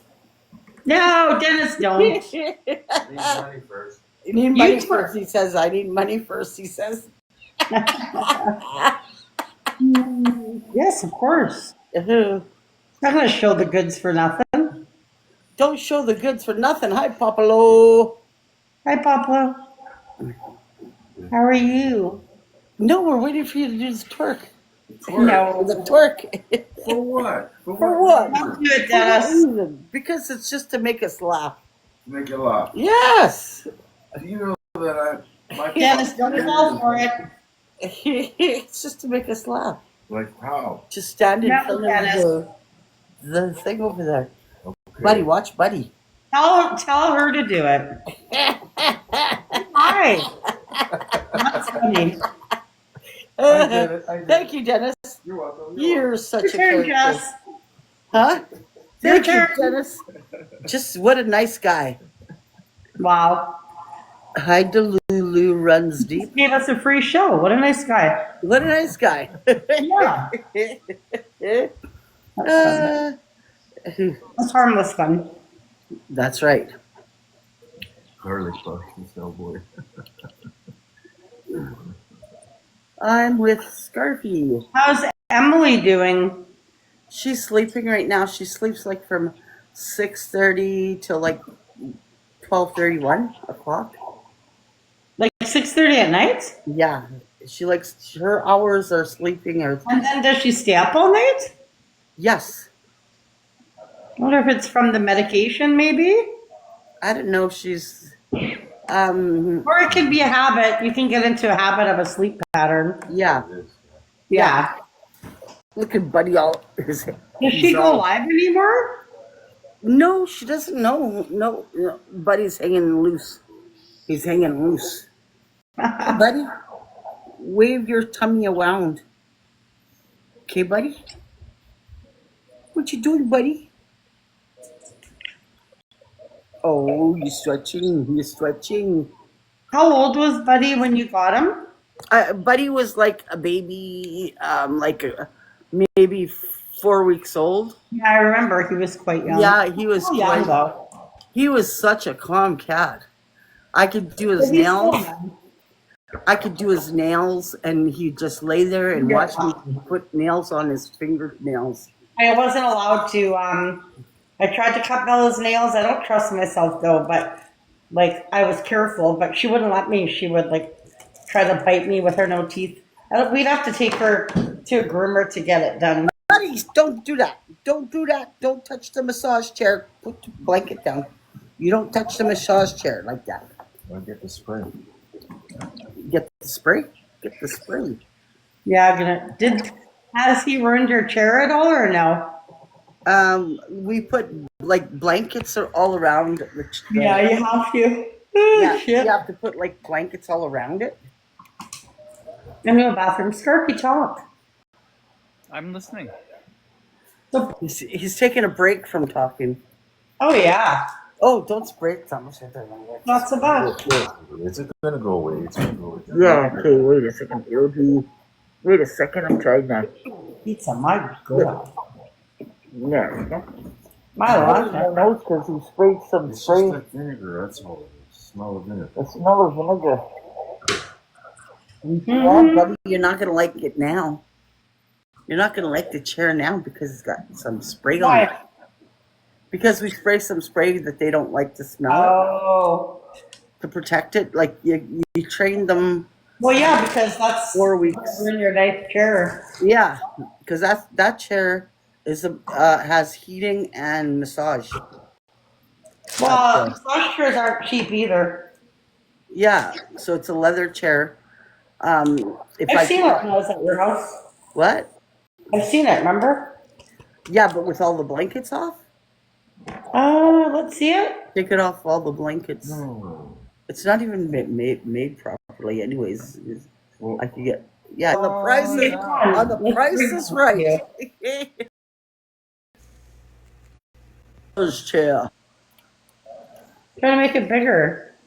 Dennis is like, this is the chair for the price Scarpy, is can you right. big offer? I'm in the process of doing that. How are you? Process. He's in the process to come on down to the price is right. Miss Jess, Yes. what are you doing? What am I doing? What are you doing? Who's that? Who's that? Who's that? I don't I know. follow you guys. You follow us? Yeah. Really? We got Yes. stalkers. I'm the one with the kitties, all the pretty kitty cats. The one with all the pretty kitty cats? Yeah, remember? Oh. Hold on, I'll show you, girlfriend. Okay, girlfriend. Let's go. Where did Nat leave? Sweet baby girl. Oh, sweet baby girl. Oh, there's the sweet baby girl. Okay, sweet baby girl. Oh, yeah, Bree. Yeah. Yeah. Hi. He has one eye. Ah. So now, how long does it take it to be a big box, Scarfy? Are we blaming TikTok? There's the pink massage chair. That's my babe. Yep. But I think it's more or less for I would say for my girls type of thing. You know, girls type. Where'd you get that chair? I got it from Temu. Really? Yes. I'm looking for one because my husband, he needs a gaming chair because we just moved in everything for the nursery. Right. It's a gaming chair. It's like a good gaming chair. I'm looking for one. Yeah. And then you could swirl it up and then you could lift it up. You can, and it's got massages on it, massage and heating. They sell that on Temu? Yeah. I'm gonna have to look into that because the one that I'm planning on getting was like $200. No, this is 5. Really? Really. It's cute though. I do like the color of it. Because it's a massage and heating. That's really Not cute. just- yeah, it's got massage and heating. I mean, I'm gonna get him one like that, but like I had one before for my I think Buddy's PC. ready to jog. Buddy's ready to jog again. Oh my goodness! Yep. There he goes. There we go. Don't He's do so that. cute. You're causing him to walk away now. He's ready to jog, Dennis. You took him out of his jogging mood. How old No, is I told you he? wait till later. I said He's so he's cute. ready to jog. He's gonna run and run. He's been jogging a lot these days. I have an orange cat too, and he likes to be outside, and I don't know where he's at right now. Oh, right. Really? He So, just likes to crawl up in the woods and stuff. if I put Buddy out there, he'll cry like a baby. That's how Like- the cat that was just in my bed is. She hates the outside. He hates going like my cat's like but he hates going out. If I was to take him out the door, he'll freak. One time I told Dennis to go get him to bring him outside in the lobby, and he scratched Dennis and ran off with him. Well, she's always been scared of the outside because when she was a kitten, they found her at a rug house. Right? And her Yeah. eye was popped out, and she just Oh, don't no. have good senses like she used to. Right. So she hates the outdoors. Oh yeah. Okay. So wait a second. Wait a second. I'm just waiting for Buddy to get back on that freaking wheel. Buddy. Oh, all my stuffed animals, Dennis. All my stuffed animals I got are in his playpen. He has a Girl. playpen. You should see my stuffed animals collection. Yeah, I had to put them all in a net, and they barely fit.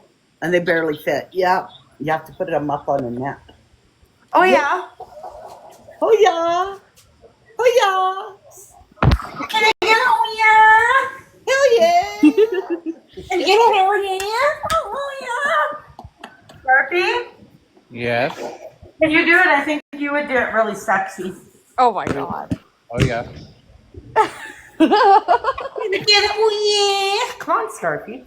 Come on, Oh, yeah. Scarfy. Is that a genuine lamp on the She's table? too scared.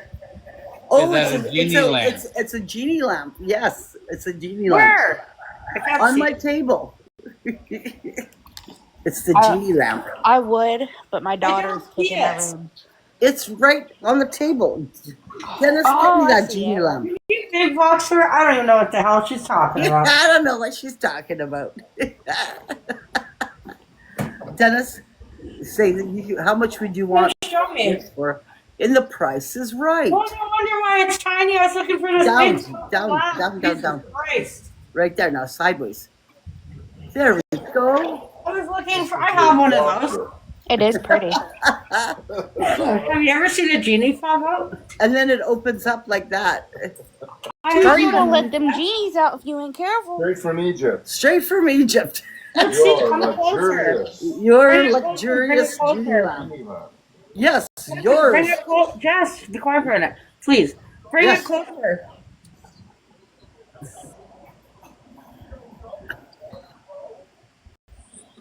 Oh, that's nice. It looks like it's like gold plated and stuff. Yeah, It's pretty. I like the colors. pretty, pretty. Wow. I would turn my camera on, but I'm 6 months pregnant and I look rough. Oh, it's okay. We love you either way. You don't have to turn your camera on. Yeah, it's all in the heart, Bree. It's not like what's on the outside. It's No, on it the doesn't inside. matter. And you probably look really You know, cute. You don't have to if- turn it on. Girl, I go look for the rough. inside. If you're good on the inside, that's the main point. I Yep. look rough. Well, I mean, you're No, you pregnant. don't look You're- rough. You look fine. But being Oh, yeah, pregnant Timo is said a lot we of- have Oh, now I thank you remember for you, the Brie. reward. I'm sorry. Yeah, No, you look like you're actually, Brie, you're glowing. I don't feel it, girlfriend. I do not feel it. right. So is this your first one? Yeah. And are you getting a Right. lot of morning sickness? No, No, that part goes away. I mean, I've never had one day. Of I never got sickness. it. I never got it once when I was pregnant. Oh, Jess, did you know about my friend Lisa, their daughter? they thought she had cancer. She's 18 and Right. she has a big tumor, and she's all emotional because they only got 40% of the tumor.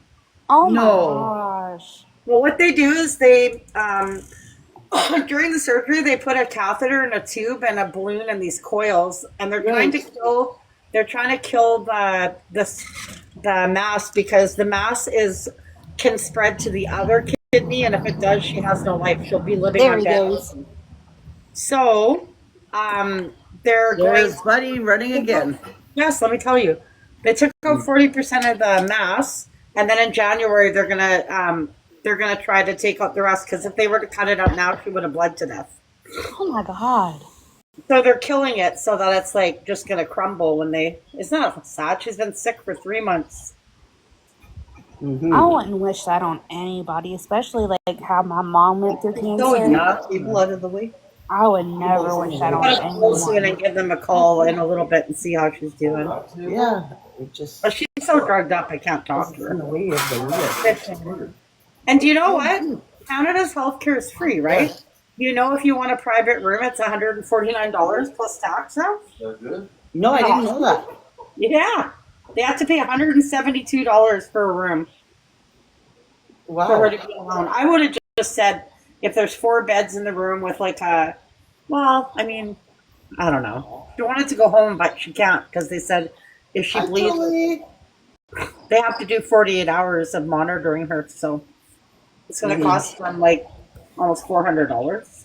Oh yeah, sweetie pie, you'd be paying it. Especially like living in the $90,000? US, you would be paying that much. whoa. Well, I remember when I had my appendix out, but I'm almost 57. I was in my 20s, and it was free. It should be free. It's called free healthcare. It's called free healthcare. And they don't have TVs in the rooms. You used to be able to rent a TV for $10 a day. Yeah, not at Misericordia, it's free. They don't have TVs there anymore. Yes, they do. They do? Yes, and it's free. Oh. It's free. Go, buddy. Go, buddy. Go, buddy, I was go. gonna say that's changed over the years because I went to the hospital at the beginning of my pregnancy because I thought I was losing my baby. Oh, They no. have TVs everywhere. Are you in Ontario? Me? Yeah. No, girlfriend. I live in the States. Oh, you're in the U.S. But you have to pay for your stay, don't you? Nope. I have this insurance called WellPoint, Oh, which yeah. I mean, it's just the basic insurance, but Yeah. they pretty much cover anything. They're going to cover my birth and everything. That's Right. good. 'Cause can you imagine? You go in and you have a baby, and then you have to pay. I heard, one of my friends that lives in Pennsylvania, well, used to be, you guys remember Mystic. She hasn't been around a while, but she said when she went in to get her knee replacement done, she had to pay $30 for a freaking Band-Aid. Can you believe that? You can get $30 Band-Aids for a $12. Band-Aid? Oh yeah, whenever my mom was going through chemo and stuff, it didn't cover her. It didn't cover on her insurance. And she had to pay a fortune. That's crazy. But I said to her, I said, well, can't you bring your own Band-Aid? She said, nope. She said, in the States, you got to pay. You got to, because it's sterile, right? They're the ones that do Yeah, everything. they consider it not sterile. $30 for a Band-Aid that you could buy at the dollar store, a box for $1.25. Right. Yep. Crazy brazy. Hello. I think to give birth in the U.S., it's like, and if you don't have insurance or anything, it's like $3,000 or $4,000 just to have a child. Okay, what happens if you give birth and you say that? So do they bill you after? Yeah, they would bill them after. No, if you pay it, then you would just have like creditors coming after you. Yeah, I mean, They would be able to after a deduct while, they would just throw it in the Much love, collections Beans. Club and throw you in J debt and mess up your credit score. But Yeah, not Oh, only there's a that, dentist in the room. they'd be able to There's a eventually. dentist in the room. They'd be able to get into your account too. They'd be able to deduct wages eventually if you didn't pay. well, after like 7 years is off of your credit score and stuff. Because Yeah, I and mean, that's if you not can't nice. afford it, you can't afford it. There's nothing you can do. It depends It's where in the more? US. Or what are you doing, Drew? Oh, it's more than 4K. He was like, why are you pacing around? You're Okay. eating after that pizza? I did research in the beginning, Wow. and it was So only like they had to pay 3 to 25 4K. premium. They must have insurance. upped it. Yes, I can't hear her. What did you say? Sorry. Clara said that it's more than 4K out of pocket to have a baby now, and I guess they upped it since I found out I was pregnant. $4,000 to have a baby? That's crazy. And then it costs you a fortune to bring up Oh yeah, and that don't even like. I guess I don't even provide with the aftercare either. I'm stiff. Scarfy, what you doing? I'm just in the process. Don't you Americans feel like you want to be Canadian? I am just in the process of making a tea. Right now, with them and like the government. I'm cool with everybody. I just don't hate nobody. Oh, what kind of tea are you having, Scarfy?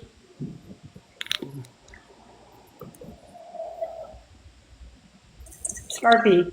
Yeah. What kind of Hidden tea? in bloom. Hidden in bloom. Mama M. It's Mama M. Oh, what did you ask me, Jess? I'm so sorry. Don't you guys Americans feel like you wish you were a Canadian? Sorry, I have a really bad pregnancy brain, but honestly, with our government being shut down right now, yes, 1000%. Yeah. Because I have WIC, and that's to Right. provide for me until the child's here. And then if they don't have it back up by the time that I have my child, formula is expensive. Formula is expensive. Like the baby formula. Right. And I don't see how I could make it just not having my WIC benefits. I wasn't even live yesterday, Miss Jeff. Come here, cowgirl. My other baby came into the room. Come on, Callie. Live, laugh, love. Live, laugh, love.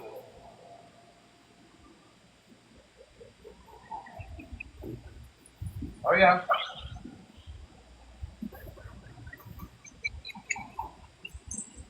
Two days ago? Where? I never hop on live. Huh? Like, ever. I'm Just hardly ever live. because we're all here sitting here talking together doesn't mean we're going to be in hugging arms, you know what I mean? We're just talking and having fun.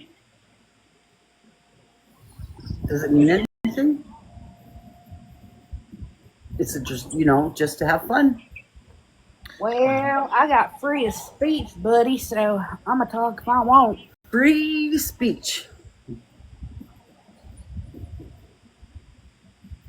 And she did sing Jesus songs today, so I came in. I have to give her the credit of the doubt. She did sing some songs for God. Nobody's perfect. No, nobody can be perfect. Why do you think Jesus came and died for us? Oh my God. Amen. Nobody's perfect. It says not one in the book of Romans. Not one person is good. Sorry, I was taking a drink. Yeah. Maybe it's flat. Oh, Maybe he wants to say something. Don't open it like that. Just peek. I just peeked.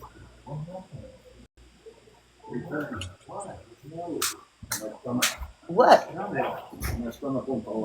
Okay, well, just put it in the freezer. What are you talking about? Oh, okay. More than long enough.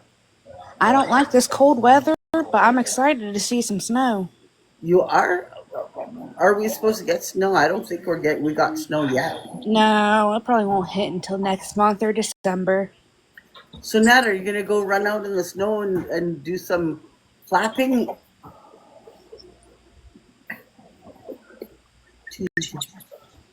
Yes. Yes. What do you think of my new name? Queen? I think it's fitting for you. Yes. Yes, I agree. Yes. It's a fitting. Why is Ani inviting me to her room? I can't do anything this winter. I can't go sledding or nothing. So I guess I'll just watch the snowfall. Yeah. Yeah. What's the coldest you get in the winter? We hit negatives down here. Oh, we can get -40 here. Oh, well, it's colder up there then. Oh my goodness. That's Yeah. We don't usually get Celsius. what, Scurvy? Mm-hmm. That is degrees Celsius in Canada. Oh, Flatty Daddy says he's kabooming. Oh yeah, I forgot you guys are Celsius. We're Fahrenheit. I forgot. Hey, can you twerk for us? Come on, Flatty Daddy, come and twerk for us. Come on, Flatty. Come on, Flatty Daddy, let's go. He's 72 and he can twerk better. We heard you do it really well. Go, Flatty Daddy. In front here. In front. Flatty Daddy's gonna perform. Hey, Flatty Daddy, wait a second. I gotta turn my. Wait. Wait. Okay, now, yeah. Yeah, ready. We're ready.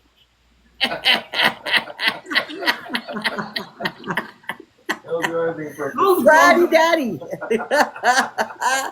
Well, he's got the motion, eh? What? He's got the motion. He's got the motion. He's Yeah. a tough guy for 72 years old. Yeah. Hey guys, I'm gonna go because it's loud. Because Drew's trying to go to bed. But love you guys. Have a good night. I was gonna And show you my baby. huh? I was showing you my baby. Oh, show me. She's up on the screen. She's up on the screen. It's only 9:45 your time, Natalia. You've been up a lot later than that in the boxes. I have her stomach and Can y'all see her? no, I can't.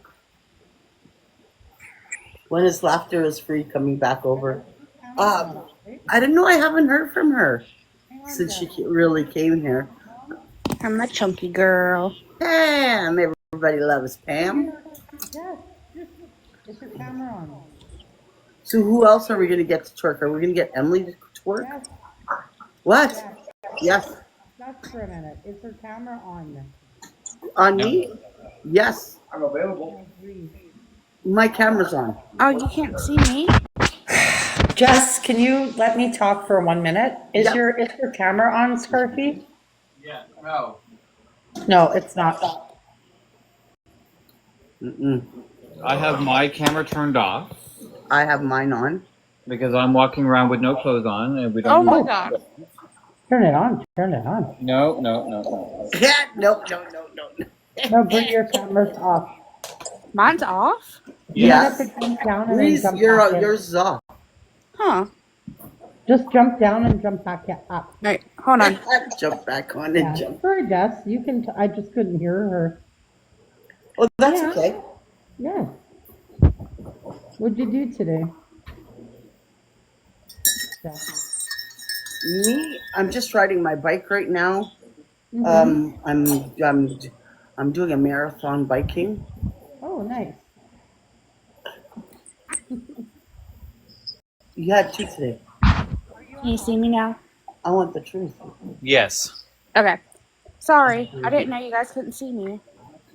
Yeah, you have the two big ones. Um, What was it called? there she is. There she is. Hey, buddy. Natalia, were you covering your microphone? Yeah, Jess, are you on oxygen still? Nope. Oh, that's good. No. I don't know if you can see her or not. I never been on it for a long time. Can you guys see her camera on or no? Yes. Now I can't. What the hell? Hang on a second. That's so weird. I was looking at a image of a baby thing jiggy, whatever it's called. Yeah, my baby. Oh, now I see you. Okay. Let me find it again. There she is. Aww. Aw, everything's good. Everything's healthy, hey? She's a chunky baby. But that's good. That's nothing wrong with that. Oh yeah, she's healthy. She's growing 2 days ahead. Yeah, and you had a scare there. You thought you were going to lose her, hey? Oh my gosh. I've That's never scary. been so stressed about anything. But now that it's almost over, I'm kind of sad because I don't want her to come out. Oh, yeah. Well, it's your first. You're probably afraid, too. I'm not scared of pushing her out. I'm just scared of contractions. I think that's what I'm most scared of. But, you know, you never know. You might have a then- really easy, you might have, like, not be in labor for long. You never know. I hope not, because my mom was in she was in labor for 24 hours. Oh, And then my fiance's mom was in labor for 24 hours. And I'm just like, I don't know if I could be in labor for that long. well, they give you a Wait lot a of second. good I don't even advice. see Bree up on the table now. Which is Drop weird because I down. don't see Nat. Which is weird. She doesn't see me. You have to drop. You have to leave the live and come back in, and then you will. Can you see me? I could No, I girl. could just see I could Can see you see me? I Yes. no, I could see just the poop picture. Can you see me, Jess? The poop picture, not the face. I see. You just. I see. Wait, buddy. Now I can't see Jess. You can't see me? No, I I can see hear you. you. You can't hear me? I can hear you, but I just can't see you. That's funny. I can see Nat and Scarfy. Oh, Nat and Scarfy. Okay, I gotta go. My daughter just came here. Okay. Bye. Say bye. Okay, I'm gonna go, guys. I have a sore stomach. You're good. My husband's almost home, so I gotta hop down. Yeah, sorry, Scarfy, but I did what I said. I read you the book. I'll do it again tomorrow. Okay, bye. Are you gonna stay alive or no? I have no idea. Oh, it's not too bad. No, it isn't. Why is Clara not coming up here? I'm not sure. Maybe she's busy. Maybe. Here she comes. There's my son. Hello. Hello. Hello. Are you busy? It was busy in the box, so I thought I'd come back later. How was your day? It was alright. No, not too busy. Yeah. Okay, well, I'm gonna go.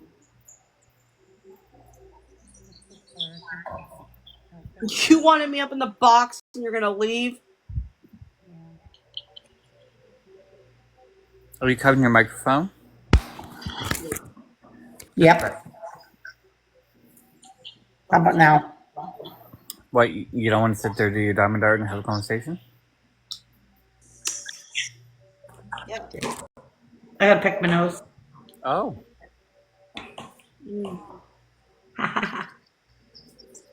Yeah, my stomach hurts from the pizza. I ate too much. I think I ate it too fast. I think my I don't bowels think it's the turning. pizza. I think it's the macaroni salad. Had too much of it. I have intestine discomfort. Yes. Probably from all the farting, man. No, I've only farted a few times today. Oh, I wish. Farting can upset your stomach, though. It relieves your stomach. Yeah. No, but if you fart a lot, it can actually hurt your stomach because you're using stomach muscles. Trust me, I would know.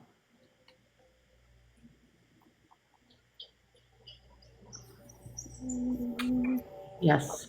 I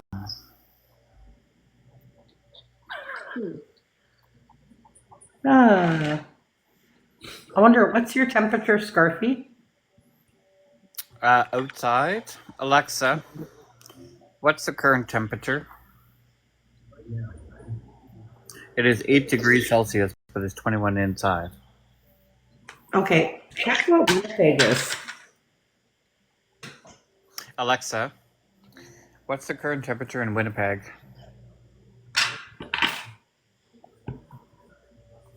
It's 6. Oh, that's not too bad. No. Still, there's quite the wind. It was cold, really cold yesterday. Was it? Yeah, but at least we're not in the minus yet. We will be very soon, though. Yeah, we will be at some point. I'm surprised it hasn't snowed yet. I can't wait for the first snowfall. I'm looking. Actually, no, not yesterday, but the day before. We did have a little bit of light snow, like just like a sleet almost. Oh. But it's not going to last because it's not cold, right? I'm looking forward to our snowfall. I hope we have a mild winter, though, not a cold. We haven't had a really cold winter in a long time. Last winter, the prairies had a lot of extreme cold warnings. Who did? The prairies and much of Ontario. Well, we had some cold days, but I mean, it wasn't that bad. It's been a lot worse. But I heard we're in for a real cold spell this year, so. I hope we have a snowy winter this year. We had a very dry summer. But could you actually handle our cold? If I had the proper clothing, yes. Well, it can get some cold when you step outside. The wind knocks your breath right out. It's bad. It can get bad. You know I know a lot about weather, right? You know I know a lot about weather, right? Yes. Yeah. I'm familiar with the climate of the prairies. Yeah. Why can't I find? Oh, here we go. Oh, That reminds me, I have to get some long johns. Yeah, those keep you nice and warm. I I haven't want to worn get them myself in a pair of years. ski pants this year. Those are nice and warm.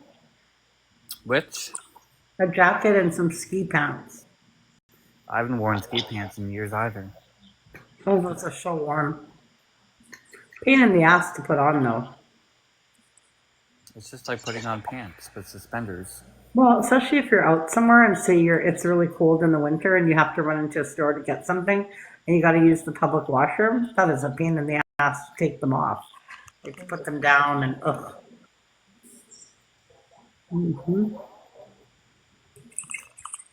Did you guys like the story? yeah, actually. Okay. Yes. Wait a minute. I have a bookmark. I think we read 4 chapters. No, we read 3. No, it was 4. No, it was 3. Okay, well, I have the bookmark around there. I think you're right, yes. You start with 1, I pressed for 2, I got 2, I pressed for 3, and you said we were not doing 4 tonight. Makes your mouth dry. Have you guys seen the movie? That's a good movie. If you haven't, you should watch it. What's it called? Whatever the book was called, I can't remember. I think it's just called Carla Homolka's story, I think. There's a few. She also has a story of when she got out of jail. That pisses me off. That bitch should have never got out of jail. I'm sorry. She was just as guilty. I've only watched a few documentaries and one with one on W5. She should have never got out. She claims that it happened because she was abused. She had so many situations to get out. And I know in an abusive situation, it's not so easy to get out if you feel your life is threatened or whatever. But like, she helped after they RAPED her. They just went to knock her out. They put chloroform on her, and they ended up. She helped to cut up the body and everything. Like she's just as guilty. Did you She's the one that weird the women there. Did you watch the police interrogation of the man that did something to a little girl in Sudbury, I think it is? No. Young guy and his girlfriend or wife picked up a small child. He did some awful things to her, then deleted her. No.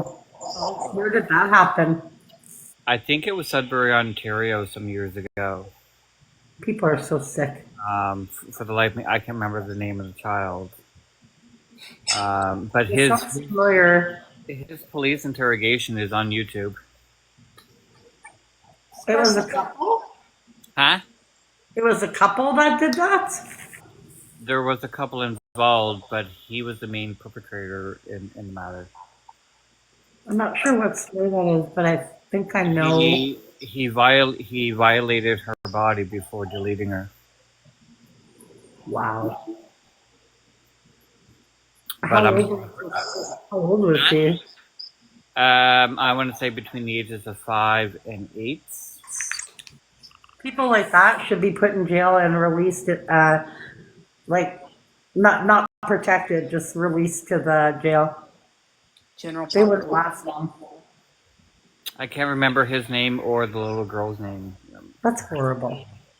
Scarfy, that brother and sister that vanished, was that in Halifax? No. But it is in Nova Scotia. Yeah. What about that Ramsey girl? They found the brother and sister, right? Like, deceased, from what I remember. When? Didn't they? To my knowledge, they're still missing. Oh, are We they? had Oh, here in Winnipeg that went missing years ago, and she was in a Christian school, and I guess some guy followed her, and they found her like 2 years later in the winter. She was frozen and shackled in like an ice rink, but like in the little box thing. Fucking horrible. There's horrible people in this world, man. And then we had that Indian woman that got cooked in the oven at Walmart in Halifax. yeah. I remember hearing about that. So how did that even happen? She was an employee? Yeah. That's Vicious, though. and you Wait. wouldn't hear anything because the door is probably like soundproof too when you're in there. Ugh. I'm not sure. I've never been in one. No, I wouldn't I want to be. think it was suspicious It circumstance. sounds suspicious. But then I never heard any more follow-up on it. Neither have I. Where did that happen? Halifax. Yeah. Okay, I know I remember hearing about it, but I couldn't remember where it happened. Yeah, It both happened- those stories I mentioned. Happened at Walmart on Montford Road. That story and then the one about the missing siblings made like international news. Mm-hmm. And did they ever find them? No. But I think that the dad the dad was a person of interest, though they had determined. Hmm. Yeah, something doesn't make sense. Yeah, it seems suspicious. There's something The weird last time there. Children just don't go missing and not get discovered. Exactly. especially a pair of siblings. Mm-hmm. Mm-hmm.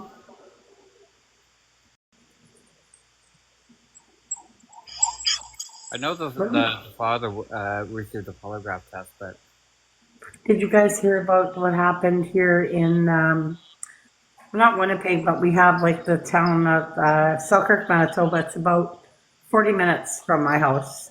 It's a little town. Drew grew up there. And this couple, I guess he was a psychiatrist and she was no, they were both chiropractors, sorry, and they owned a business. And I guess the wife cheated. And he came home and he found her cheating, took off a sawed-off rifle and unalived them both on the front lawn. And then he went back to the office and blew his head off. oh wow. Did you hear about that? I No. did. That happened 3 years ago, I think. Yes. Drew knew the guy because he lived in that town. He went to school with the guy that did it. I remember hearing about that and I felt so And sad. we also had a school pew when Drew was a kid. If you ever asked him about it, he wasn't in the school when it happened, but there was a kid in Selkirk that it's very rare to hear about a school pew in Winnipeg. But Yeah, the guy, I think he did 2 students or 3 students and 2 teachers. I feel like it's a rare thing to hear about gun violence in Canada. It's very rare. Well, I'm not sure how rare it is. I'm sure And it's stuff. You might not hear about it. school shootings that are quite rare. It's rare, but now the schools apparently, like my friend's daughter, she just graduated, the one that's in the hospital today that had the surgery. She said that the high schools now, they lock the doors. And you have to go through a radar thing that a security guard checks you. Because there have been incidents in her school where people have claimed to be carrying, but they weren't. All the schools out here, they lock all doors, and They should, even the elementaries, because you never know. you have to push a doorbell on the outside, and then they have to like physically look at your face before they'll even buzz you inside. Yeah, because there's a lot of crazy people out there. You never know. Yeah, and they It's sell not as common. Hmm? Also, a lot of kids have bulletproof backpacks now. Yeah, I heard about that. Mm-hmm. Oh, sorry. I didn't mean to do that. I dropped you. That's why my phone's broken. Sorry. But that's why, what was I going to say? That's why you don't hear about as many people carrying weapons here. But don't forget, the U.S. is a lot bigger, right? We're a lot more violent. We don't have that. We don't have those strict gun laws. Like, Yeah. that's why there's at least one school shooting a month in the country somewhere.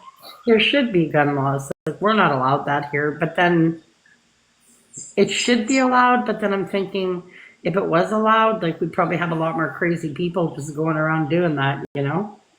More robberies and more. Because not everybody carrying is going to carry for good use. Right. We did have another thing happen here in Winnipeg. Winnipeg is pretty violent. So there was a guy, you're sleeping. There was a guy in his 20s, and I guess him and his girlfriend split up, or she left him. He unalived her, he pew-pewed her. And I'm not sure if it was the baby. No, it was just her. And then he got in his car and he was all high and drunk or whatever, and he was waving it in rush hour out his window. And me and Drew just drove by after it happened. I guess the cops, they got him, cuffed her. I was like, what the hell? Right in front of us. People have been carjacked in broad daylight in their cars, sitting in their Tim Hortons. Like, there's a lot of crazy people here. Our crime's pretty high here. You try to live in a nice area and pay more rent, but if I was to live in like the North End, this house would probably cost me maybe $1,000.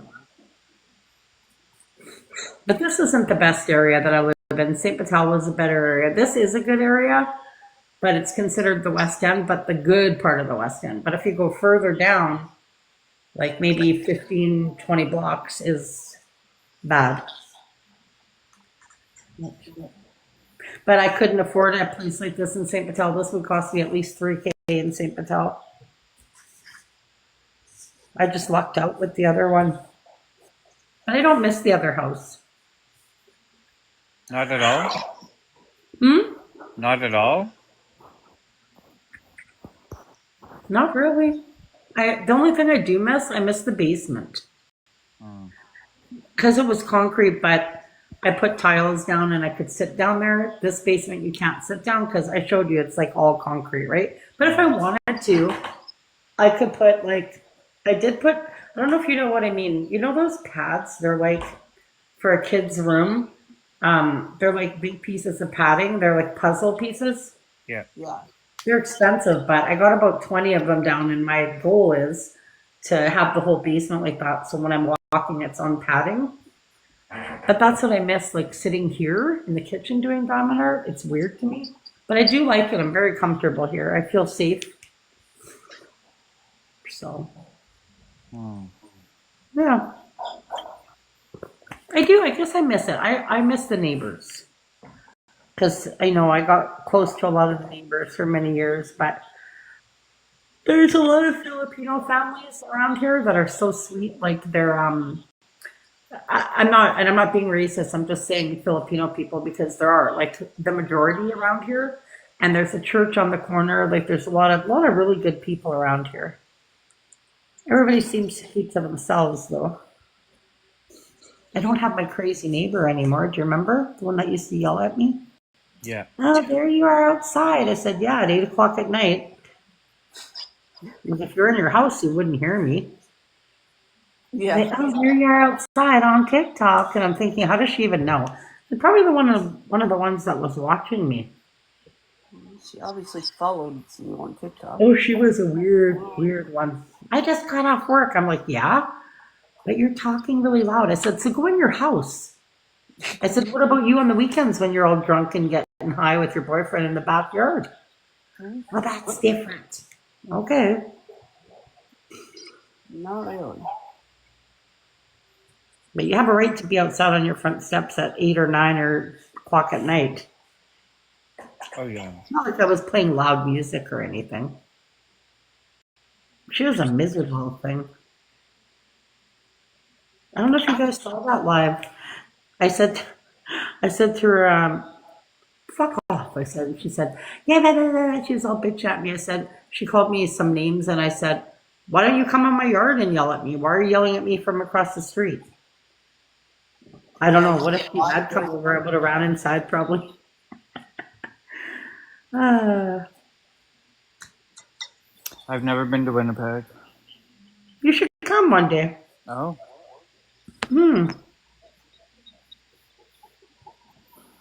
Maybe sometime.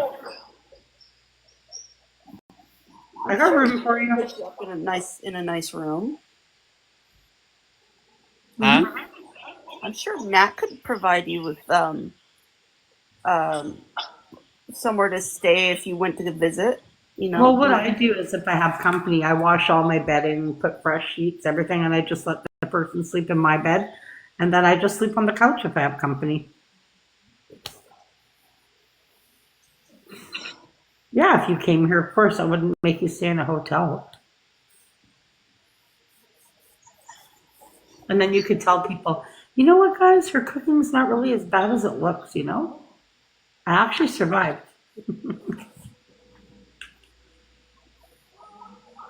It depends. Everybody has their own taste, right? Drew, he likes my cooking, and one of my friends, she can't stand it because she said, you use too many spices. I don't like plain tasting food. I like spice in my food.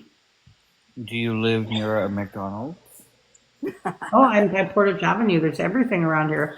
I live by a firehouse, a Subway, a Quiznos, McDonald's, Safeway, Sobeys, Costco, within 10 minutes.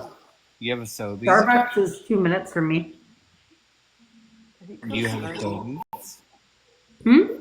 You have a Sobeys? Many, yeah. Oh. And we have a beautiful park close by me called the Cinnabon Park, like the zoo. It's gorgeous there. You would like Winnipeg. Winnipeg is actually very beautiful. Is that? If you know somebody that lives here and know not where to go. Like, you don't go to the north end, you don't go to the west end where I am, but further up. So, as long as you know where not to go, Winnipeg's okay. There are dangerous areas, of course, that you wouldn't want to walk at night. But that's anywhere. Uh-oh. Just lost something. No, you can come to Winnipeg. There's a lot to do here, actually. We have an open door. I'm looking for something. I lost something. We have a thing called Open Door Winnipeg. Did I ever tell you about that? A what? Open Doors Winnipeg. It's in May. No. All the historical buildings that are close to the public are open. So the Vaughan Street Jail used to be a jail there. It's pretty cool. If you're into historical stuff, there's a lot of ghost hunting.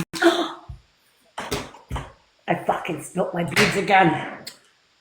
Aren't you gonna laugh, Scarfy? The whole tray. Shit up. you like haunting stuff? What? What? You guys like haunted stuff? Oh yeah. We have a lot. Winnipeg is very haunted. And I'm big into paranormal things. The Forker Hotel. Did I ever tell you what happened to me when I stayed? I think I did. Possibly. Do you want me to tell you again? Sure. Yes. So they used to have like a paranormal, actual, like the real paranormal that could talk to people that have passed, right? Like there are people that are real, not many, but there are. And they even left. So I went and I stayed there. And Drew, I was like, Drew, come stay with me. He was like, no fucking way. So I rented the room. Sorry, I'm just preoccupied because I lost something. I just lost something. My brain. Hang on. I'll figure it out later. Anyway, so then I went and stayed at the Furcare Hotel. And before I went, I looked it all up. Do you guys know the background of it or no? No. Okay. So back in, I think it was the early 1900s, or it might have been the late 1800s. I think it was like 1900s. During the war and stuff like that, like when people would drive the horse and buggies, right? Well, there was a bride and groom that had just got married. They were on their honeymoon. Oh, here it is. They were just on their honeymoon, and I guess they were in their room or whatever, and the groom had a headache. So he went out to get aspirin for his wife. When he went and he stepped out of the hotel, he was apparently ran over by the horse and buggy, like he died.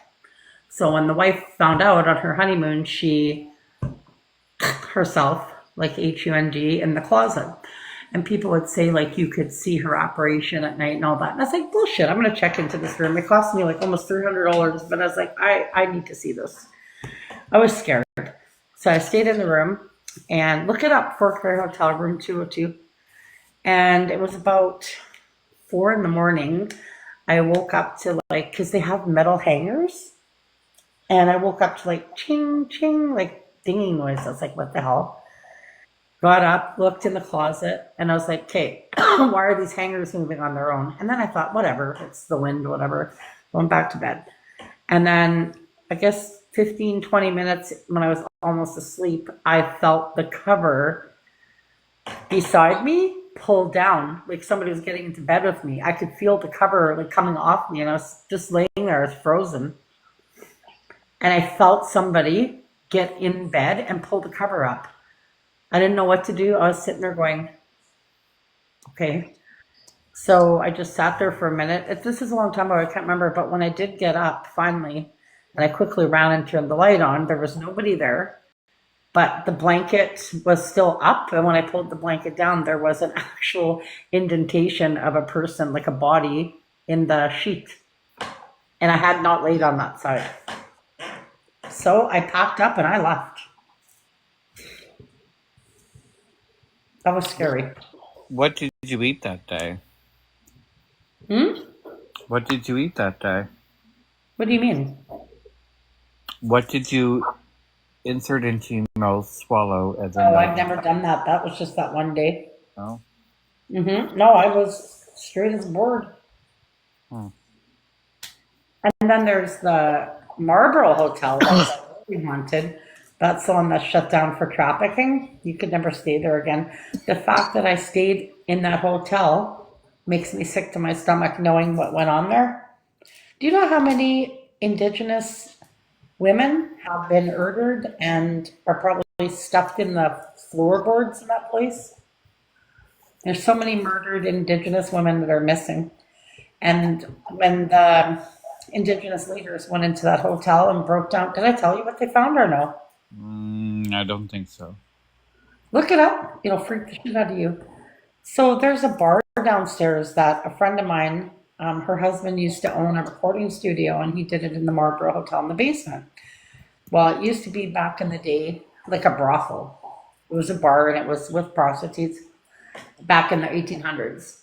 So I asked, like, he ended up not having the place anymore, and I said, oh, is it still running the bar down there? He said, I don't think so. You can ask the owner. Like, not the owner, but the front desk. So I did. They said, oh, no, that hasn't been a running bar in forever. Well, it turns out there was a big controversy because this Indigenous woman had come into the hotel and she wasn't drunk, but she was tired from work and she was in the restaurant having a coffee and I guess she passed out. She fell asleep at the table. So these fucking guys, security guards came and they hog-tied her hands behind her back and everybody saw them like she got taken down by 3 men into the basement. Obviously she was raped. And when she came back up an hour later, she was screaming, they did this to me, they did this to me. And you could see a man pulling up his pants, like his zipper. Anyway, so these Indigenous leaders got wind of how their people were being treated and they came there and they basically broke into, nobody could stop them. They had hammers, everything. They broke into the bar and they said that in the bar there was alcohol, there was a stripper pole with panties on the floor. There was deadbolts and 2 doors. They broke the deadbolts. They got in. And on the other side, you should hear what they found. They found missing Indigenous women's ID. They found baby strollers. They found wheelchairs. They found rooms with claw marks on them, with peak holes, with mattresses, with stained semen and blood in the rooms. They found needles, fanilia. It was, there's pictures of it. It's horrible. So they shut it down. The owner claims he didn't know about these tunnels.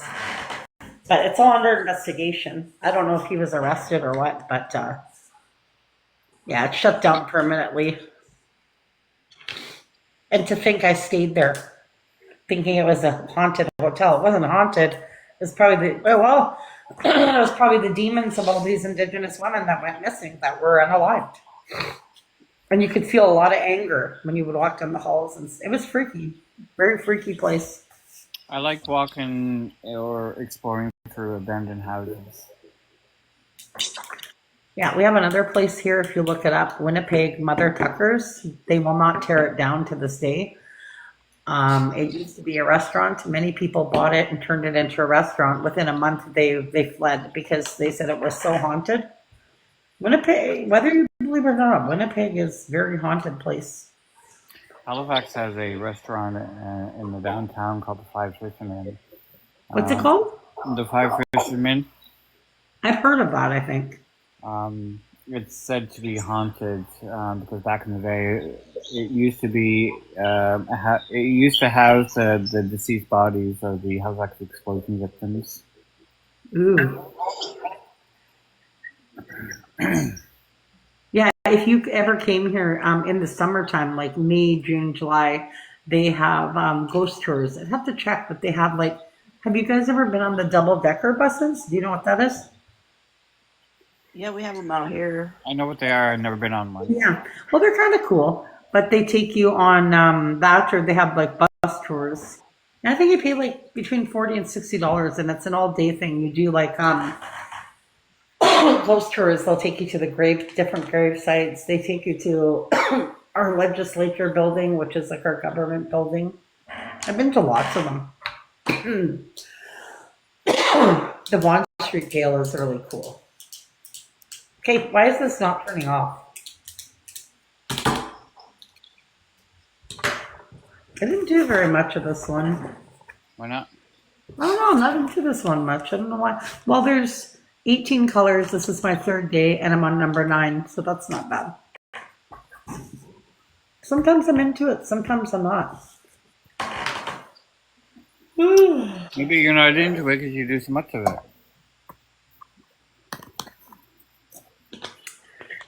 Yeah, but if you're, I don't know. No, just some of them are not into it. I don't know. But if there's 18 colors and I'm on number 9 in 3 days, that's not bad. No. Usually takes me about 10 days, but it's kind of cute. Well, you can't really see it. Hang on. You can't really see it because I didn't do much, but it's cute. I wanted to order a Keanu Reeves one. They wanted $80 for it. I'm not paying no $80 for no damn. If I paid $80, I want his damn autograph on there. Yeah, Did I ever show you his autograph? I haven't. But it's Keanu Reeves. If I had Have his you autograph, ever did I ever show you his autograph? I don't think so. The only thing I had was a receipt book because that's when we were doing the cleaning. Here, I'll show you. I have his autograph. And like a dummy, I should have laminated it because it's you should fading. have had it tattooed on you. What? You should have had it tattooed on you. Ooh, yes. Okay, I'll show it to you.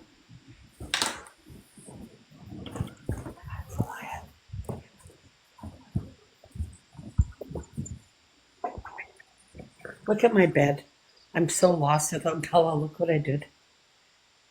I'll show you.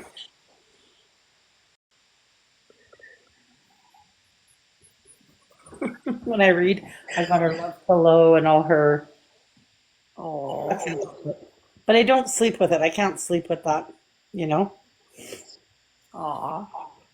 Yeah. Having a hard time with it. Some days are worse than others, you know? Where is the autograph? Oh. Are you fucking kidding me?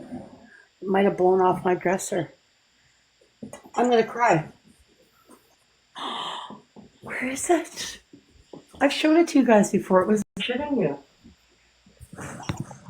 Okay, I'm about to scream. Uh-oh. I had it sitting. Hold on.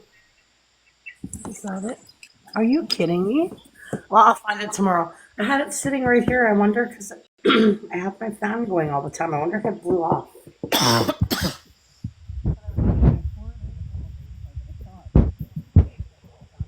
You're covering your mic. We'll have a panic attack.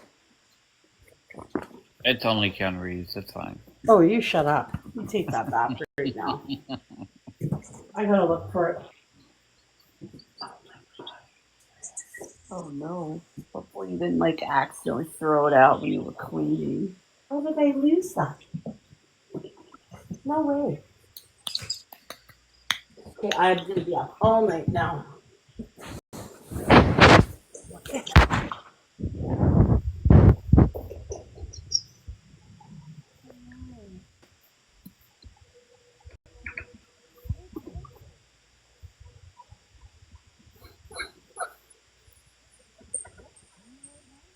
You're covering your mic. I said, are you kidding me?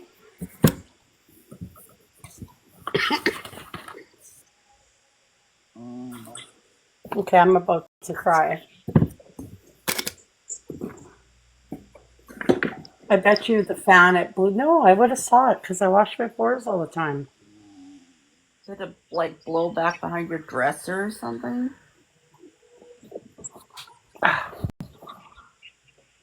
No, because I pulled my dresser out all the time to clean behind it. Fucking kidding me?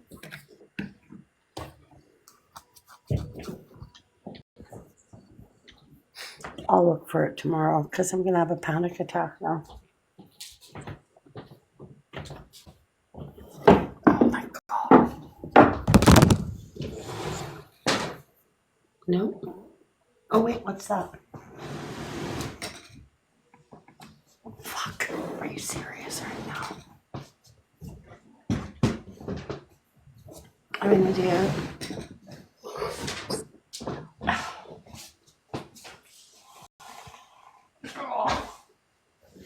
I found a body spray. I thought you said I found a body. I'm serious. What the hell happened to it?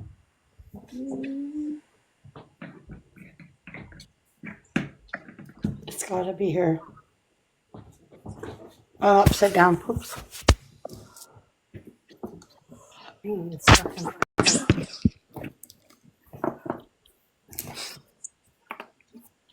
Oh, damn it.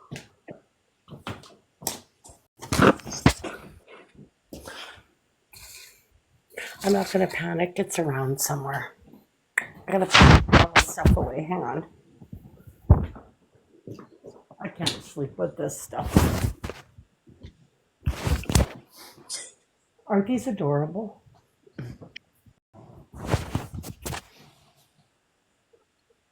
Lamb chop. Oh, Or the little baby. Or this one. But this was her favorite. my So, my lab's favorite toy is that lamb chop.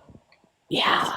I saw a lamb chop that was like probably like 3 feet tall. I wanted $100 for it. It was so cute. I have everything of hers still. Even her cans of dog food. But I'm gonna take that to the Humane Society. But I did say I was gonna give all her stuff to the Humane Society. I can't do it. No, No. you shouldn't. No, that's not going to help you with healing. And you know, her bed, like her blankets, her bed, all has her scent on it. Yeah, I wouldn't get rid of that stuff yet until you're ready.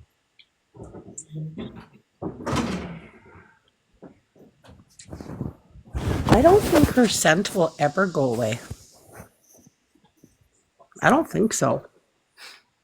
No, No, because Jeep Girl was saying before that she had lost her dog and it still had the scent years later on the blanket. yeah, Yeah. The other night, Drew came in the room. I was crying so loud. I guess I don't know. I took her bed out of the thing and I threw myself, like my face into the bed, and I was just crying. Oh, you just have moments, right, where you're okay. And then sometimes I have days where from morning till the time I go to bed, I just can't stop crying. which is normal. That was 2 days ago. And then I feel bad. Why didn't I cry today? Well, you don't have to cry every day. You still loved her. You know, Yep. that's all that matters. Always help to cry whenever you feel like it, you know? Well, that's like when somebody passes away. Some people will cry for a year. And some people can go to a funeral and not even shed a tear. Yeah. But I'm a crier. Like, I'm emotional, so. Plus, I'm pretty sure, like Drew said, I'm trying to move my mattress. Drew said you were closer to her. I said, well, I mean, we loved her the same, but she was always my shadow, you know? She followed me everywhere.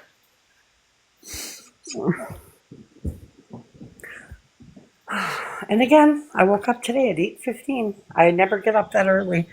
Since she passed away, I'm up every day between 8 and 8:30, and this is what I hear every morning on my floor.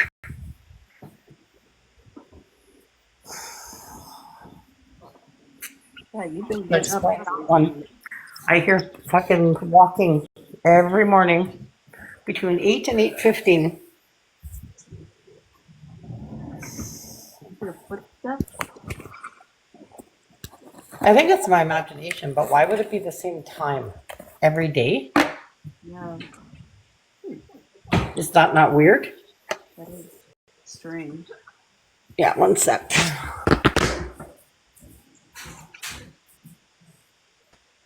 I think it's weird.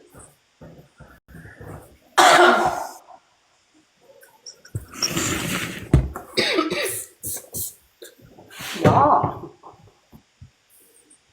Peekaboo. Jesus. Sometimes he does that. Holy shit. I just shit my pants. Especially if it's really quiet, then he does that. I love it. Yep. What'd you say? It's his way of breaking up the silence. Mm-hmm. Okay, guys.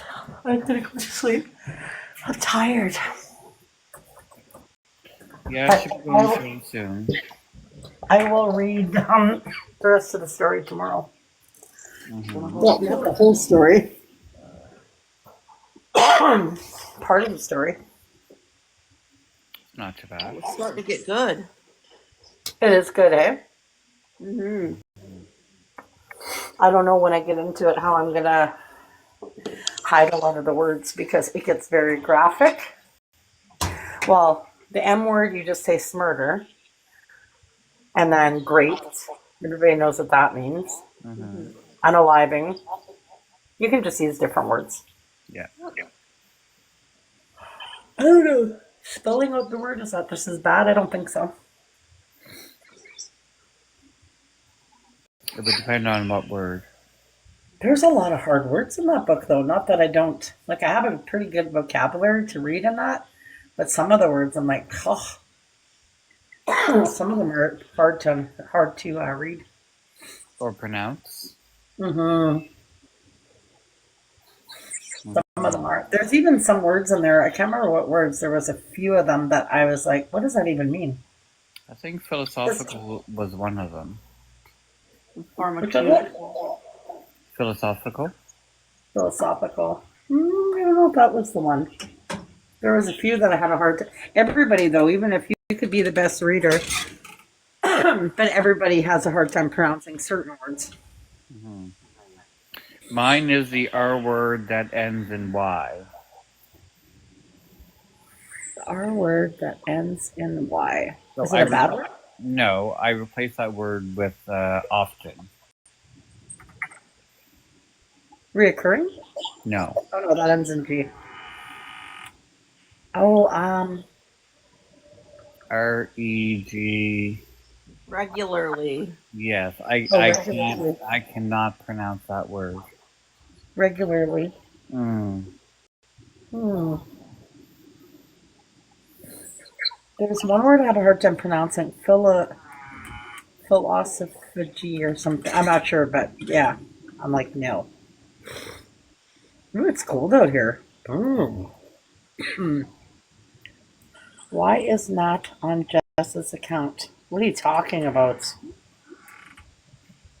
I'm not sure. Ariel, you're so weird. Sweetie Pie is not Ariel. Not Ariel, I mean Van. No, not Sweetie Pie. Oh, sorry, I was reading the wrong person. Not Sweetie Pie, but the other one is Van. Not something. I can't remember the name. I don't know. Half of them, who knows who they are? Mm-hmm. Who cares? All right, everybody. I'm gonna read a little bit and go to bed, but I'll see you tomorrow. And at the same time, my time, 7 o'clock, I will be here. Okay. And we will continue until we finish I'm the gonna book. go to bed too. Mm-hmm. What time? Okay, wait, Claire. What time is it for you? It's 8:38. Okay, so you're 2 hours behind. So 7 would be 5. That's probably too early for you.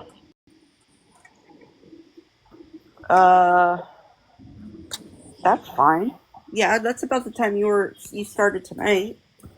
Yeah, I'll wait Yeah. until you're usually here. I'll just Yeah. ask everybody, are you ready? And then I'll read it. Uh, And then when we're done that one, we'll do another one. Sounds good. We will never do a romance book. Yuck, boring. What do you think? No. Yeah, that's in your own time. I used to be into the romance books, like Regina Riley, all these authors, but that's all it is smecks. That's all they talk about. And when I'm not getting much of that, I don't want to read about it. I don't want to get mad. Okay, guys, have a good night. We'll talk tomorrow. Okay, good night. Good night, guys. Sleep well. See you tomorrow.